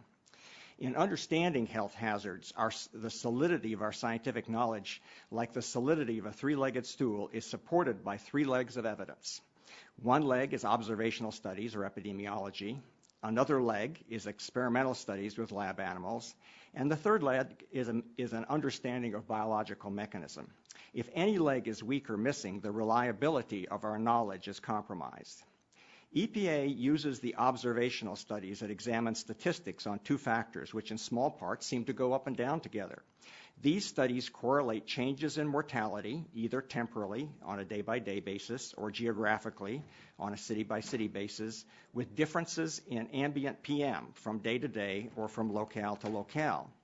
Statistical associations are indeed reported, and EPA assumes PM mortality associations are 100% caused by outdoor PM, no matter what the PM levels you may breathe in your own home, car, or workplace. My key points are, 1, the mortality evidence doesn't add up. 2, most of our PM exposure is not from outdoor air. 3, the PM statistical studies cannot identify cause. And 4, outdoor PM is recognized as a minor, not a major cause of asthma. The evidence doesn't add up. Lab experiments have carefully examined both human volunteers and animals breathing airborne dust at PM levels hundreds of times greater than in outdoor air without evidence of sudden death or life-threatening effects. Moreover, we've studied the chemicals that constitute the particles in outdoor air, and no one has found a constituent that is lethal when breathed at levels we encounter outdoors. Remember that the basic science of poisons, toxicology, has shown that the dose makes the poison. Where do people get exposed to airborne dust? The majority of our time is spent indoors. Homes, restaurants, malls have high levels of PM from cleaning, cooking, baking, and frying. When you clean out your attic or basement, you are breathing much higher PM levels than outdoors. We're exposed to high levels of PM when mowing lawns, raking leaves, enjoying a fireplace. Yet, in spite of these vastly larger PM exposures, we've no case reports of people who died because of the dust they inhaled while cleaning or barbecuing. We can identify who died from car accidents, food poisoning, firearms, infections, but out of the tens of thousands of deaths that EPA attributes to breathing PM outdoors, we can't pinpoint anyone who died from inhaling ambient PM. The models require intricate statistical manipulations. The computer models require many assumptions and adjustments. The results you get depend on the model you use, how you set it up, and how many different tests you run. You need to correct for many non-PM pollutants as well as non-pollutant factors that may confound those PM mortality associations. It's not clear that all confounders have been taken into account, and mere associations cannot establish causality. For example, increased heat stroke deaths are correlated with increased ice cream sales, but none of us would suggest that ice cream sales causes heat stroke. In fact, there are many other examples where spurious associations have been observed and dismissed. Finally, on asthma, medical researchers recognize that respiratory infections, mildew, dust mites, pet dander, and stress each play a far greater role in asthma than pollutants in ambient air. Among urban neighborhoods sharing the same outdoor air, both childhood and adult asthma vary considerably by location, and doctors investigating these patterns point to risk factors such as obesity, ethnicity, age of housing stock, neighborhood violence. Most importantly, over the past decades, asthma has gone up during the very same time period that levels of all air pollutants outdoors have markedly gone down. This is opposite to what you would expect if outdoor PM caused asthma. Finally, taken together, there are major questions about EPA's calculations of lives saved by small PM reductions in our outdoor air. Most importantly, neither animal toxicology or human clinical data validate these statistical associations from the observational epidemiology. How can it be that lower levels of exposure to outdoor PM are killing large numbers of people when our everyday exposures to higher levels of PM are not? Thank you. Thank you very much for this opportunity, and I look forward to your questions. Thank you, Dr. Wahlberg. Mr. Elliott, you're recognized for 5 minutes. Thank you, Chairman Whitfield, Ranking Member Rush, and members of the subcommittee for allowing me this opportunity to testify before the subcommittee on a topic of substantial importance to my company and to the manufacturing sector. Again, my name is Todd Elliott. I represent the Celanese Corporation, where I've worked in a variety of positions for over 23 years. Celanese is a Dallas, Texas-based chemical company with a worldwide presence and a workforce of more than 7,250 employees. I'm the general manager of our global acetate business. Our acetate fibers plant in Narrows, Virginia, has been in operation since 1939 and is the largest employer in Giles County. The facility currently employs more than 550 skilled workers and an additional 400 contractors. The acetate facility in Narrows, Virginia operates 7 coal-fired boilers today and 6 boilers and furnaces that burn natural gas.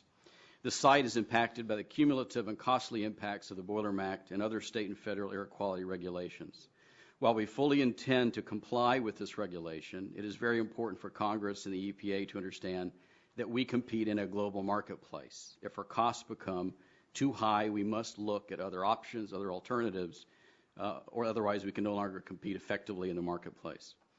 A recent study conducted by the Council of Industrial Boiler Owners suggested that the Boiler Act regulation could impact almost 250,000 jobs nationwide and cost our country more than $14 billion. We respectfully encourage you to promote cost-effective regulations that help create a U.S. manufacturing renaissance that preserves jobs our nation so badly needs. My remarks today will focus on 2 key ways in which H.R. 2250 addresses industry's concern with the Boiler Act and directs EPA to develop requirements that are more reasonable, but still will achieve the objectives of the rule. First, the compliance deadline in the Boiler Act should be extended to 5 years. The current rule essentially requires boilers and process heaters at major facilities to comply with stringent new air emission standards for hazardous air pollutants within 3 years. Our engineering studies concluded that we will need to add emissions controls to our existing coal-fired boilers or convert those boilers to natural gas. Either alternative would require a very significant capital investment and time investment and could necessitate an extended plant outage while changes are implemented. The 3-year compliance window is too short a time to design, to install, and commission the required controls or to convert to natural gas, particularly because the third-party resources with the necessary expertise will be in high demand as thousands of boilers would require modifications at the same time. At present, our Virginia facility has an existing natural gas line. However, this is too small as designed to deliver enough gas to meet anticipated demand if we convert to natural gas. Prior to operating new natural gas boilers, we would need to secure new gas sourcing, pipeline delivery contracts, design and permit and construct a new pipeline. This would be particularly difficult for a facility like ours, which is located in a rural and mountainous area and would take at least 3 years to install. Once natural gas is available to the facility, it could take another year to transition from coal to gas and to avoid a complete facility shutdown and the associated lost production and revenue. Extending the Boiler Act compliance deadline from 3 to 5 years as proposed in H.R. 2250 would help ensure that Celanese and the manufacturing sector can achieve compliance. Second, the emission standards must be achievable in practice. The current rule does not consider whether multiple emission standards are achievable realistically and concurrently, nor does it adequately address the variability of fuel supply or the real-world challenges of compliance with multiple standards at the same time. Under current requirements, compliance with these standards becomes an either-or exercise, as it is often impossible to source a fuel that enables a manufacturer to meet all emission standards at once. For example, we've been able to identify coals that meet either the hydrochloric acid or mercury emission standards, but not both. In addition, variations in the constituents of coal from the same mine or the same seam can further undermine efforts to meet stringent and inflexible standards. In summary, we support H.R. 2250 for the following reasons. It extends the compliance deadline to 5 years, which provides industry with enough time to identify and implement appropriate and economically viable compliance strategies and control options, and it requires EPA to take a more reasoned approach that emission standards must be capable of being met in practice concurrently and on a variety of fuels before they're implemented. So on behalf of Celanese and our Narrows, Virginia facility, thank you for the opportunity to provide these comments. Thank you, Mr. Elliott, and thank all of you for your testimony. I'll recognize myself for 5 minutes of questions. All of you heard the testimony of Ms. McCarthy, and I would ask each one of you, is there anything in her testimony that you particularly would like to make some comment about?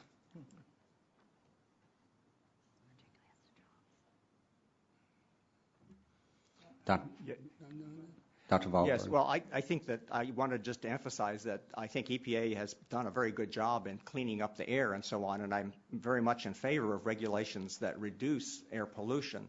However, I think the problem is the monetization method. I mean, saying that these deaths are occurring as a consequence of small changes in outdoor air, when in fact, if you go to the medical community, we all have diseases that we get, all of us are going to die and so on. It's that monetization that I think is flawed and needs to include more of the scientific evidence besides just the statistical associations.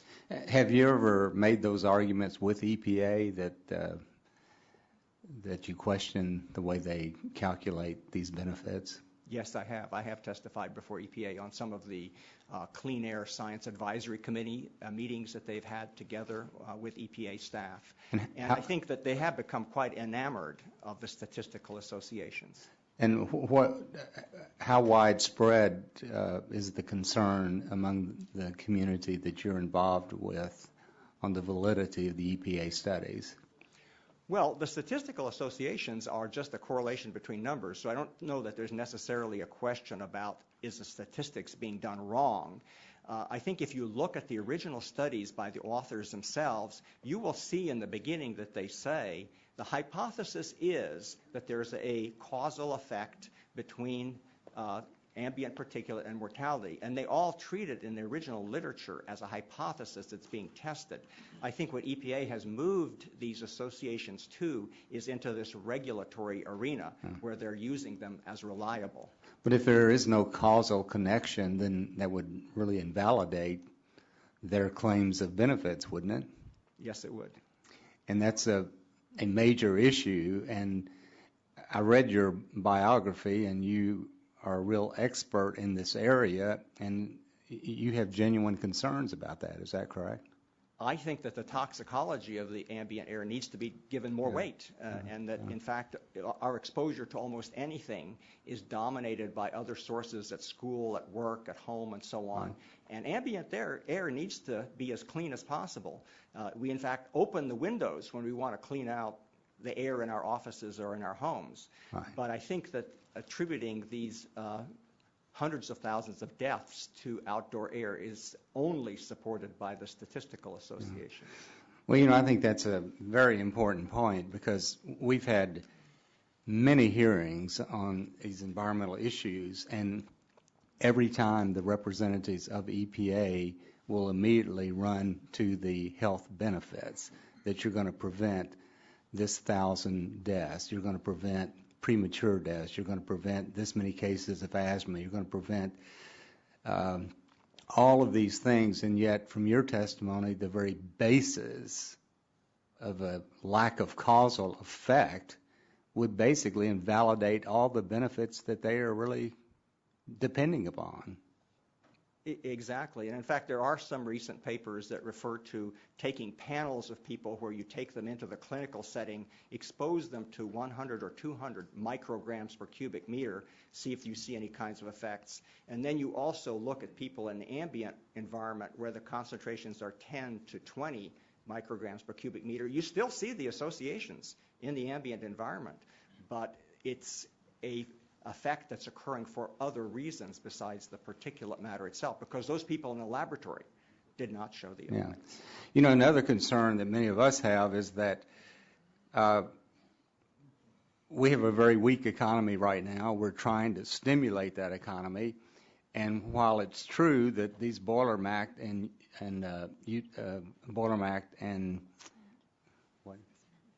cement, I'm sorry, have not caused a weakening of the economy.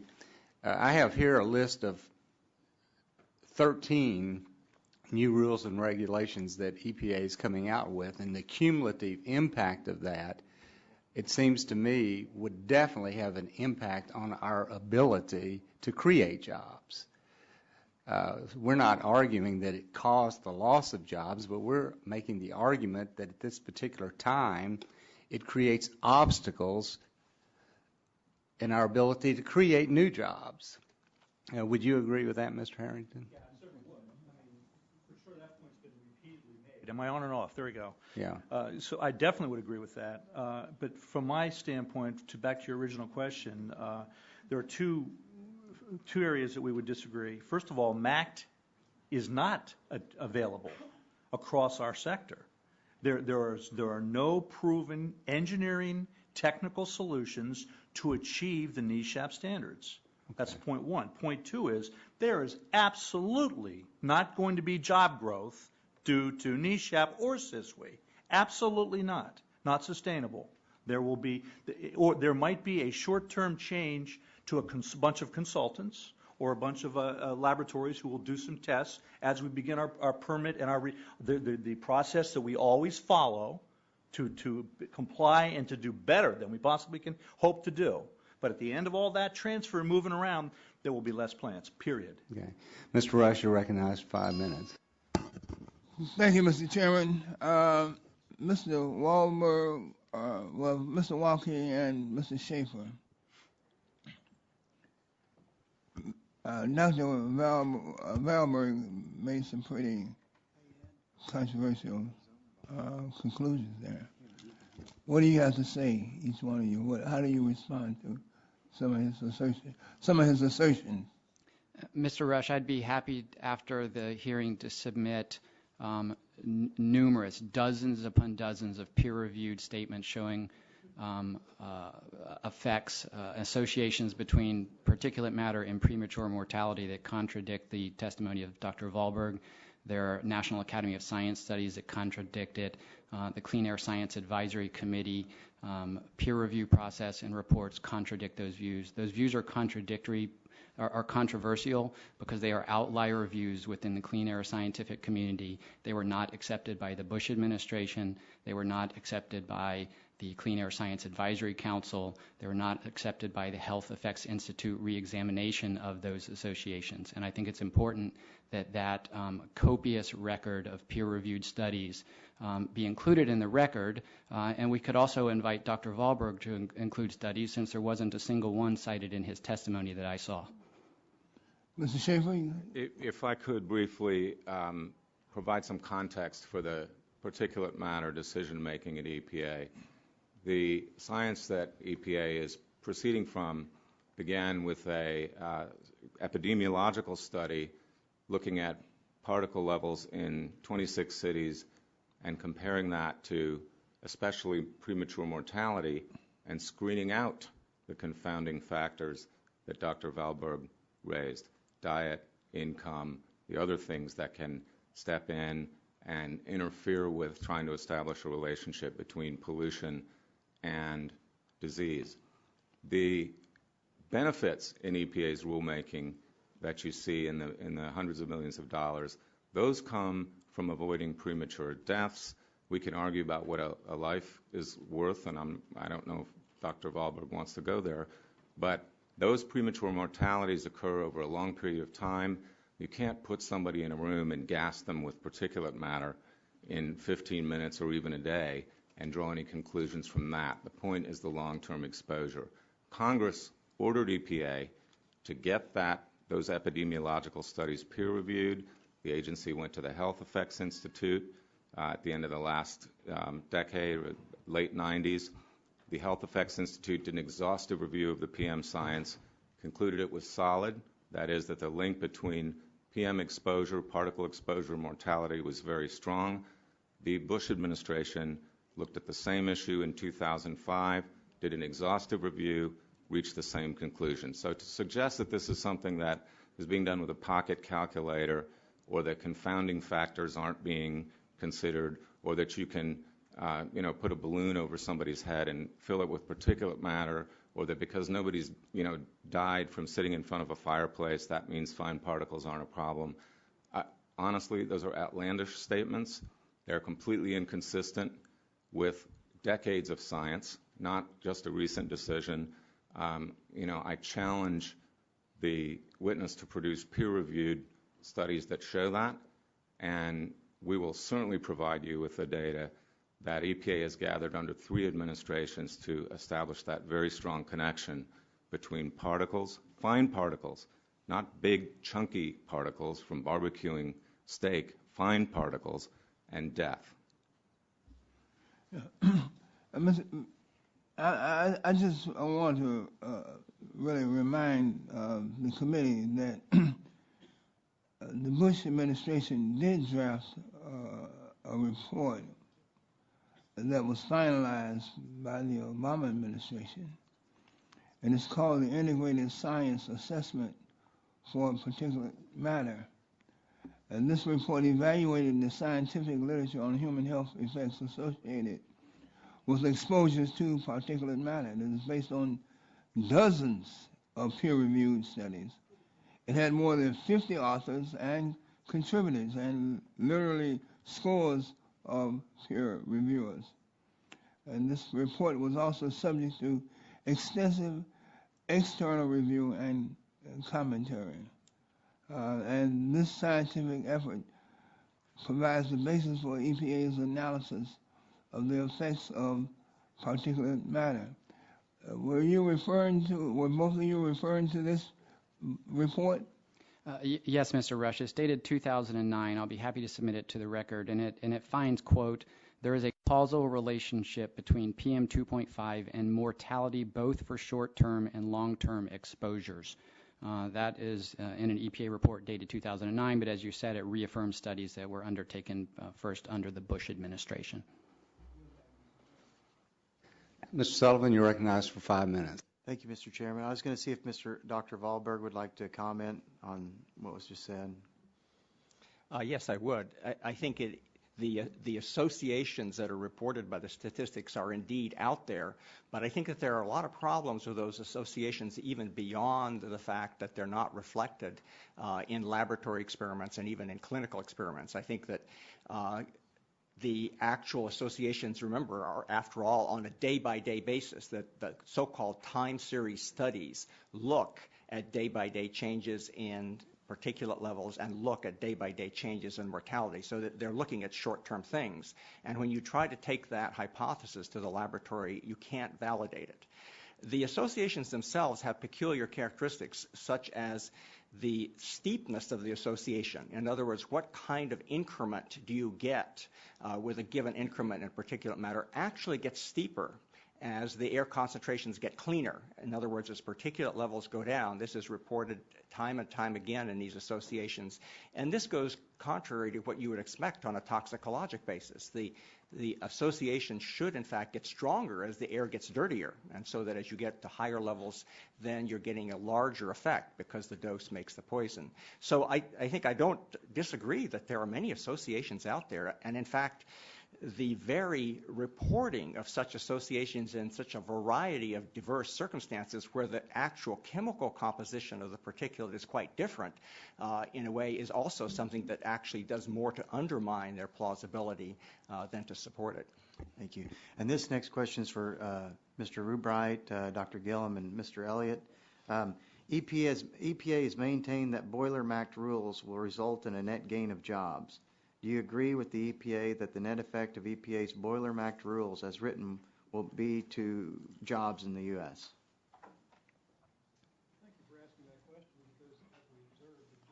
The jobs that will be created are temporary jobs associated with the installation of capital. The jobs that will be eliminated with the closure of facilities are permanent losses. So the net change is dramatically worse.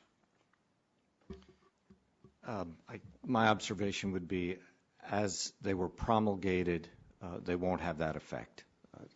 Our 8 plants are sort of a microcosm of that.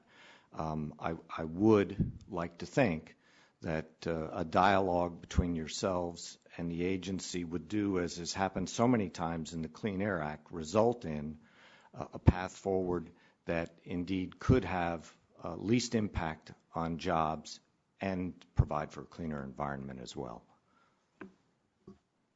Mr. Elliott? Yeah, no, we would agree and echo the comments of the other panelists that we think about capital investment in various categories. We think about ESHA, or environmental health and safety capital, maintenance of business capital, revenue generation capital.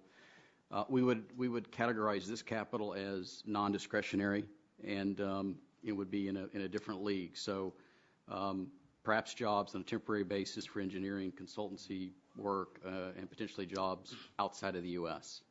Thank you. Mr. Chairman, I would like to submit for the record an analysis referenced by Mr. Harrington, which was prepared by Portland Cement Association regarding the impacts of EPA's rules on the cement sector. Without objection. Mr. Harrington, you have testified that EPA's recent rules affecting the cement sector could force the closure of 18 out of nearly 100 U.S. cement plants, or 20% of the U.S. cement production capacity.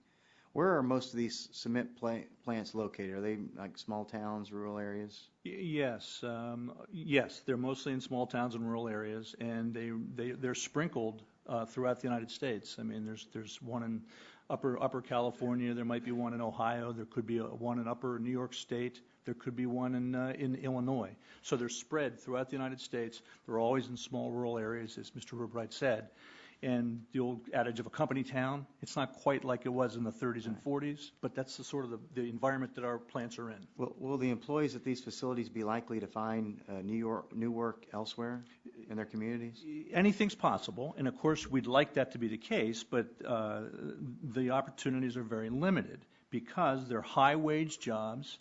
Most of our employees are represented by collective bargaining agreements, so they're union employees, and they're well paid, they're highly skilled, and they're very specialized for the plants and the equipment that we run. Right. So just transferring that job knowledge is difficult.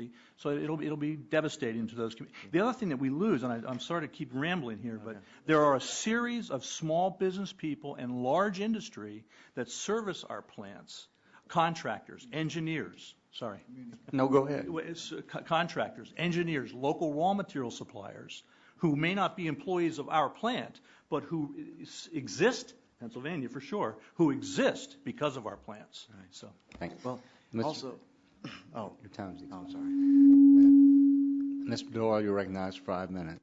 Thank you, Mr. Chairman, and thank you to our witnesses today. I think it's important that we have a well-informed debate on these regulations with inputs from all sides.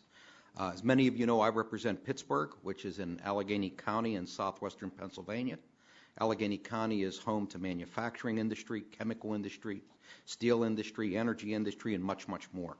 And like all of you, many of these companies have voiced concerns to me with some of the regulations coming out of the Environmental Protection Agency.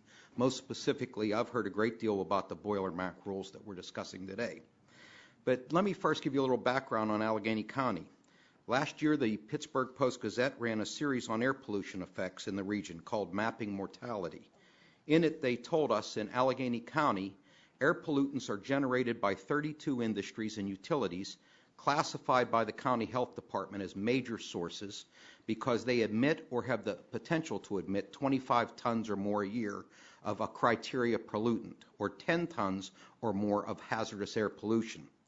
The Post-Gazette article went further to detail in Allegheny County and research mortality rates, not only in our county, but in the 13 counties surrounding Allegheny County in and around Pittsburgh. This is what they found, that in all 14 counties that have heart disease, all 14 counties have heart disease mortality rates exceeding the national average.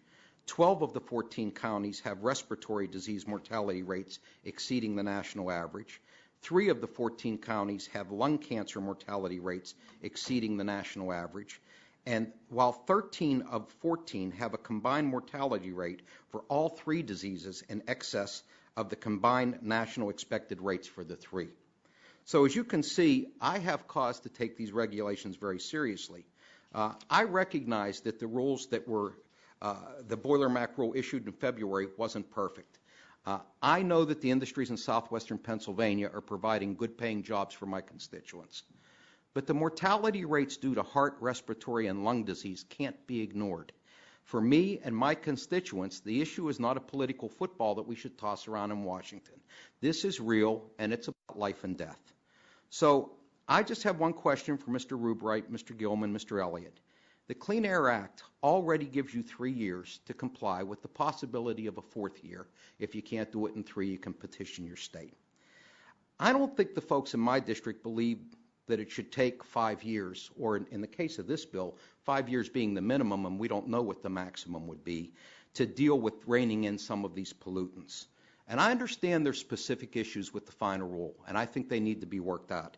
And I'm for doing that, for EPA sitting with you and working out these issues sufficiently when they repropose the final 15 months.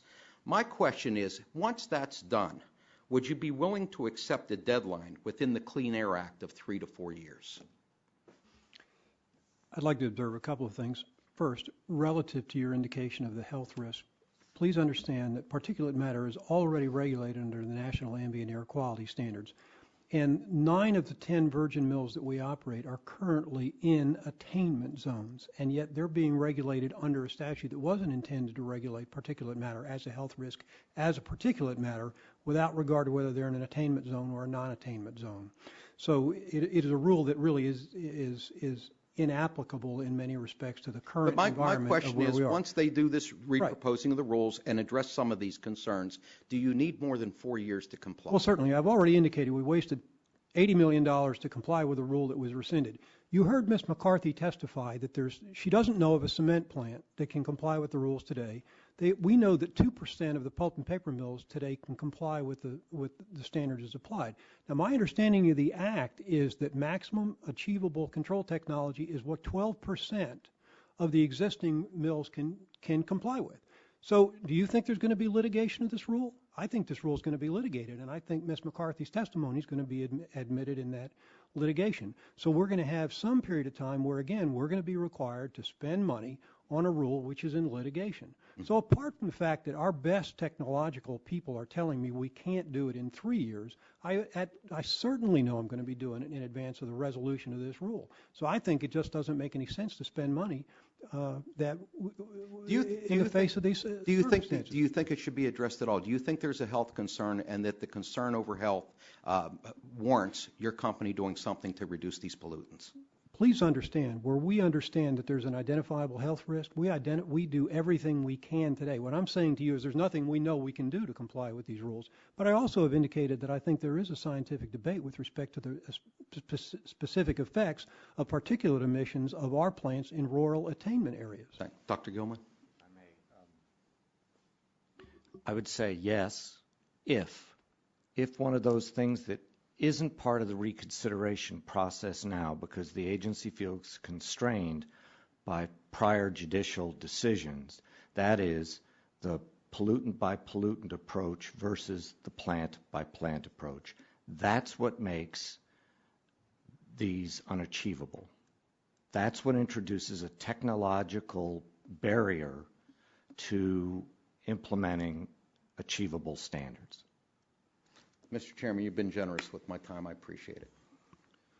Thank you. We have 2 votes on the floor, and we only have like a minute left, Morgan. And I know some other members want to ask questions, so you all may as well just spend the day with us. And So if you wouldn't mind, we'll recess. We only have 2 votes, and time's expired on the first one.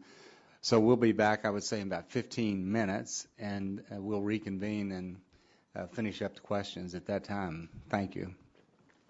Leave us, and so is Mr. Elliott here? Oh, there he is, okay. I'm going to now recognize the gentleman from Virginia, Mr. Griffith, for his 5 minutes of questions, and then when you all come in, we'll go to you. Thank you all very much for your patience with us. Sometimes we have to run off and cast votes, and I appreciate you all waiting. Do want to say that this is important legislation. Both pieces are extremely important to my district.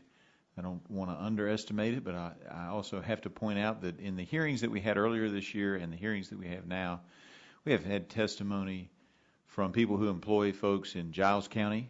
Thank you, Mr. Elliott, as the largest employer in that county, which is in the 9th District of Virginia, which I'm very proud to represent. We've had testimony from Titan America, which is Roanoke Cement facility, employs people who live in the 9th District of Virginia. We've had testimony from Midwest Vaco at their Covington facility, which employs people in the 9th District of Virginia. And we had testimony earlier today from Mr. Rubright of Rock 10, which employs people in the Martinsville area, which include people in the 9th District of Virginia. So when folks say to me, you know, why do you get worked up about this and why do you charge in on some of these things, all I can say is that a lot of these folks didn't actually come from the 9th District of Virginia, but they represent jobs in the 9th District of Virginia, and they represent people who work there and people who are in areas where we have double-digit unemployment. And, you know, I came off this break doing the Labor Day parade in Covington, which is sponsored by the union there. And last year they had the parade route lined with signs about fixing Boiler Mac. So amongst all the political signs were, you know, we've got to fix Boiler Mac. And so I am trying to do what my constituents want and what I think my constituents need in order to create jobs, not only in the United States of America, but in particular in the 9th District of Virginia. And I think that that's what the Boiler Mac bill does. That's what the Cement Mac bill that we have before us today for testimony. So, you know, I understand all of us want to be careful on the health side of it. But when you face extensive unemployment in the regions that I've just mentioned and already have had announced lost jobs from other rules of the EPA in Giles County in particular and in Russell County within the 9th District of Virginia within the last 2 or 3 months, these are serious matters. And so I would ask you, Mr. Elliott, in regard to jobs, if you don't have the 5 years to comply, and you touched on it in your statement some, about the fact that you don't have a big enough gas line to flip over to natural gas, and you have a big river beside your facility as well. Exactly, you know, do you need the 5 years, or is there a significant potential that those jobs, because of costs, may go elsewhere? Well, I think all business management is tasked with continuous evaluation of options. You know, what are the best cases for growing and protecting our business? So we always look at alternatives, whether that's alternatives for our facilities in the U.S. or throughout the world. We like to focus on timelines. I know that's important, but that is a part of the issue here. There's a lot of testimony about flexibility around fuel source. At least I talked about the unknown questions still or answers with respect to fuel sourcing, fuel variability. That's very specific to coal. So we're operating several coal-fired boilers today. So we want to resolve whether we can sort out whether we can use certain coals to meet certain standards. So that's going to take some time. So happy to get into the specifics once we hear back from the EPA exactly how we'll resolve that. That then sets the stage, one way or the other, whether we then have to look at Plan B. Plan B might be installation of natural gas boilers. That's yet another exercise, another engineering effort to then go into the work that would require a 30-odd mile natural gas line through the mountains of Virginia, ultimately. So that's another phase of work that requires engineering, requires estimates and timing and right-of-ways and factors in as well. Then we get to the ultimate question, which I think is where you're going, Mr. Griffith, and that's then what do you do? And it really depends on the the certainty around those choices, the costs and capital associated with those, the resulting operating costs of those decisions. And my time is running out, so let me cut to the chase. Yeah. If you only get the 3 years, is it not true that you are more likely to have to make a decision to reduce jobs in Giles County than if you have the 5 years proposed in the bill? Yeah, I'm not sure we could address the regulation as written within the time. As written, right. You might have no choice but to move those jobs somewhere else, no matter the long-standing commitment to Giles County, which exceeds, 79 years? Right, or significantly scale back operations, change operations, look at a footprint alteration. All right. Lots of open questions. Thank you, Mr. Chairman. I yield back. This time I'll recognize Mr. Olson from Texas for 5 minutes. I thank the chairman, and I've just got a couple of questions I'd just like to pose to all the panelists. And a lot of this was targeted at Mr. Rewright, and unfortunately he had to leave. But I have some concerns. Again, thank you guys for coming. Just to let you guys know where I'm coming from. My dad spent his entire working career in the forest and paper industry. So I've seen, I know as Mr. Rewright said, that the industry's gone through some, quote unquote, in his testimony, trying economic times, and I've seen that firsthand. My father worked, he worked for a large paper company, Champion Papers. They had a mill there on the Houston Ship Channel. He worked there for the longest part of his career at any one place, over a decade, and that facility no longer exists because it couldn't compete in the global market. Lots of reasons for that. But again, when I see the fact that they've lost thousands of jobs, they have this just blank spot there along the Houston Ship Channel that's not being used to create jobs and turn our economy around, I get concerned. I get concerned that some of the regulations and that this administration pushing this Environmental Protection Agency, they're hurting our economy right here and inhibiting the growth, the job creation that we were seeking to have. My question for all of you guys is this, are there any boilers in your facilities that, in your experience, that are capable of complying with the Boiler Max standard issued by EPA in March of 2011? Anybody out there can hit the target right now? And I'll start at the end, Mr. Elliott. Well, I think it was acknowledged earlier, Mr. Green asked the question. In some cases, we were actually identified by the EPA as having some of the top performing units around that help set some of the regulatory standards for hydrochloric acid and mercury. However, even our best performing boilers can't meet both simultaneously. And that raises fuel type and coal. And that was Mr. Green's point. Like, right. You guys are the best performers, and yet you can't hit the standards. Yeah, simultaneously and concurrently. Yes, that's the question. Dr. Valberg? I would concede any time to the actual people who run the facilities. Well said. I do that a lot of times myself. Mr. Schaefer. I think you're addressing the question to companies that are operating boilers, so I'll... Well, just your experience in the industry. I mean, you're obviously an expert witness. You're here testifying for this committee. So are you aware of any boiler out there that can comply with the standards right now? I went through the particulate matter standards, which are the surrogate for toxic metals, and it looked like an awful lot of facilities were currently meeting the standard. I haven't, more than, in fact, EPA has suggested, I haven't gone through all the limits to check that. Okay. Mr. Wilkie. EPA has identified boilers that can meet the standards, and I'll be happy to get that information to supplement the record. Natural gas boilers under the standards for major sources and area sources can easily meet the standards. They're simple tune-up requirements, really, not emission limits, and so we can supplement the record with that information as well. Great. And that just side comment there. I mean, that makes my argument for why we need to increase natural gas production here in this country. And EPA is trying to thwart that, at least having some study done on a hydraulic fracturing the process that's basically revolutionized the gas resources we have in this country. I mean, that's a great point. Thank you. Make that, Mr. Walkie. Dr. Gilman. The agency's on the right track for the smaller boilers, the area source boilers. It's the large boilers, and the problem goes back to this. You don't get to just pass one emission standard. You have to pass them all, and you have to be the best at all. And none of our facilities, if we put in the best technology available today, I can't guarantee to my management that we will meet the standard.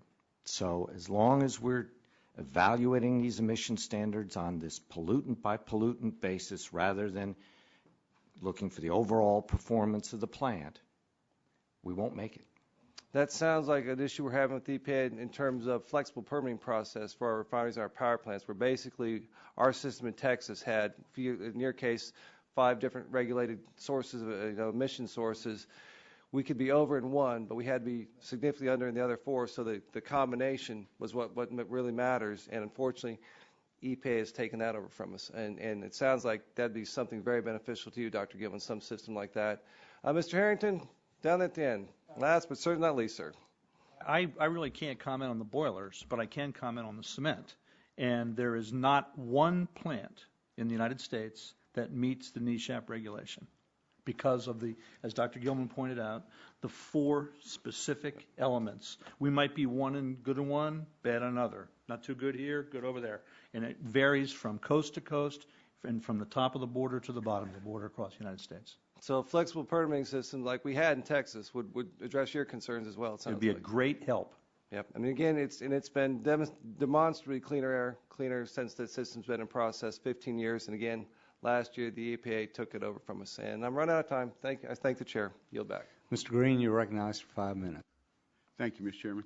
Mr. Walke, in your testimony, you're right that it's important to recognize the EPA always has set a maximum achievable control technology standards on this very same pollutant by pollutant basis for over the 100 MAC standards it has set under each administration since adoption in the 1990 amendments. You go on to say that the plain language of the Clean Air Act compels EPA pollutant by pollutant approach, and industry's contorted arguments that are not succeeded in court or appeals to different administrations should not be embraced by Congress to produce dramatically weaker emission standards. But how do you reasonably do a pollutant by pollutant approach without ending up with what's been termed a Franken plant, a plant that even with some of the top performers like Mr. Elliott's in Virginia are not in compliance? Well, you do it with pollution control measures that are able to successfully meet all the limits, as has been the case in those 100-plus standards, including for oil refineries and chemical plants in Texas, Mr. Green. And this argument just it strikes me as kind of a straw man, since it's never been one even taken seriously by 3 Bush administration terms or 2 Clinton administration terms, because those standards were all able to be met without resulting in the apocalyptic consequences that people are claiming.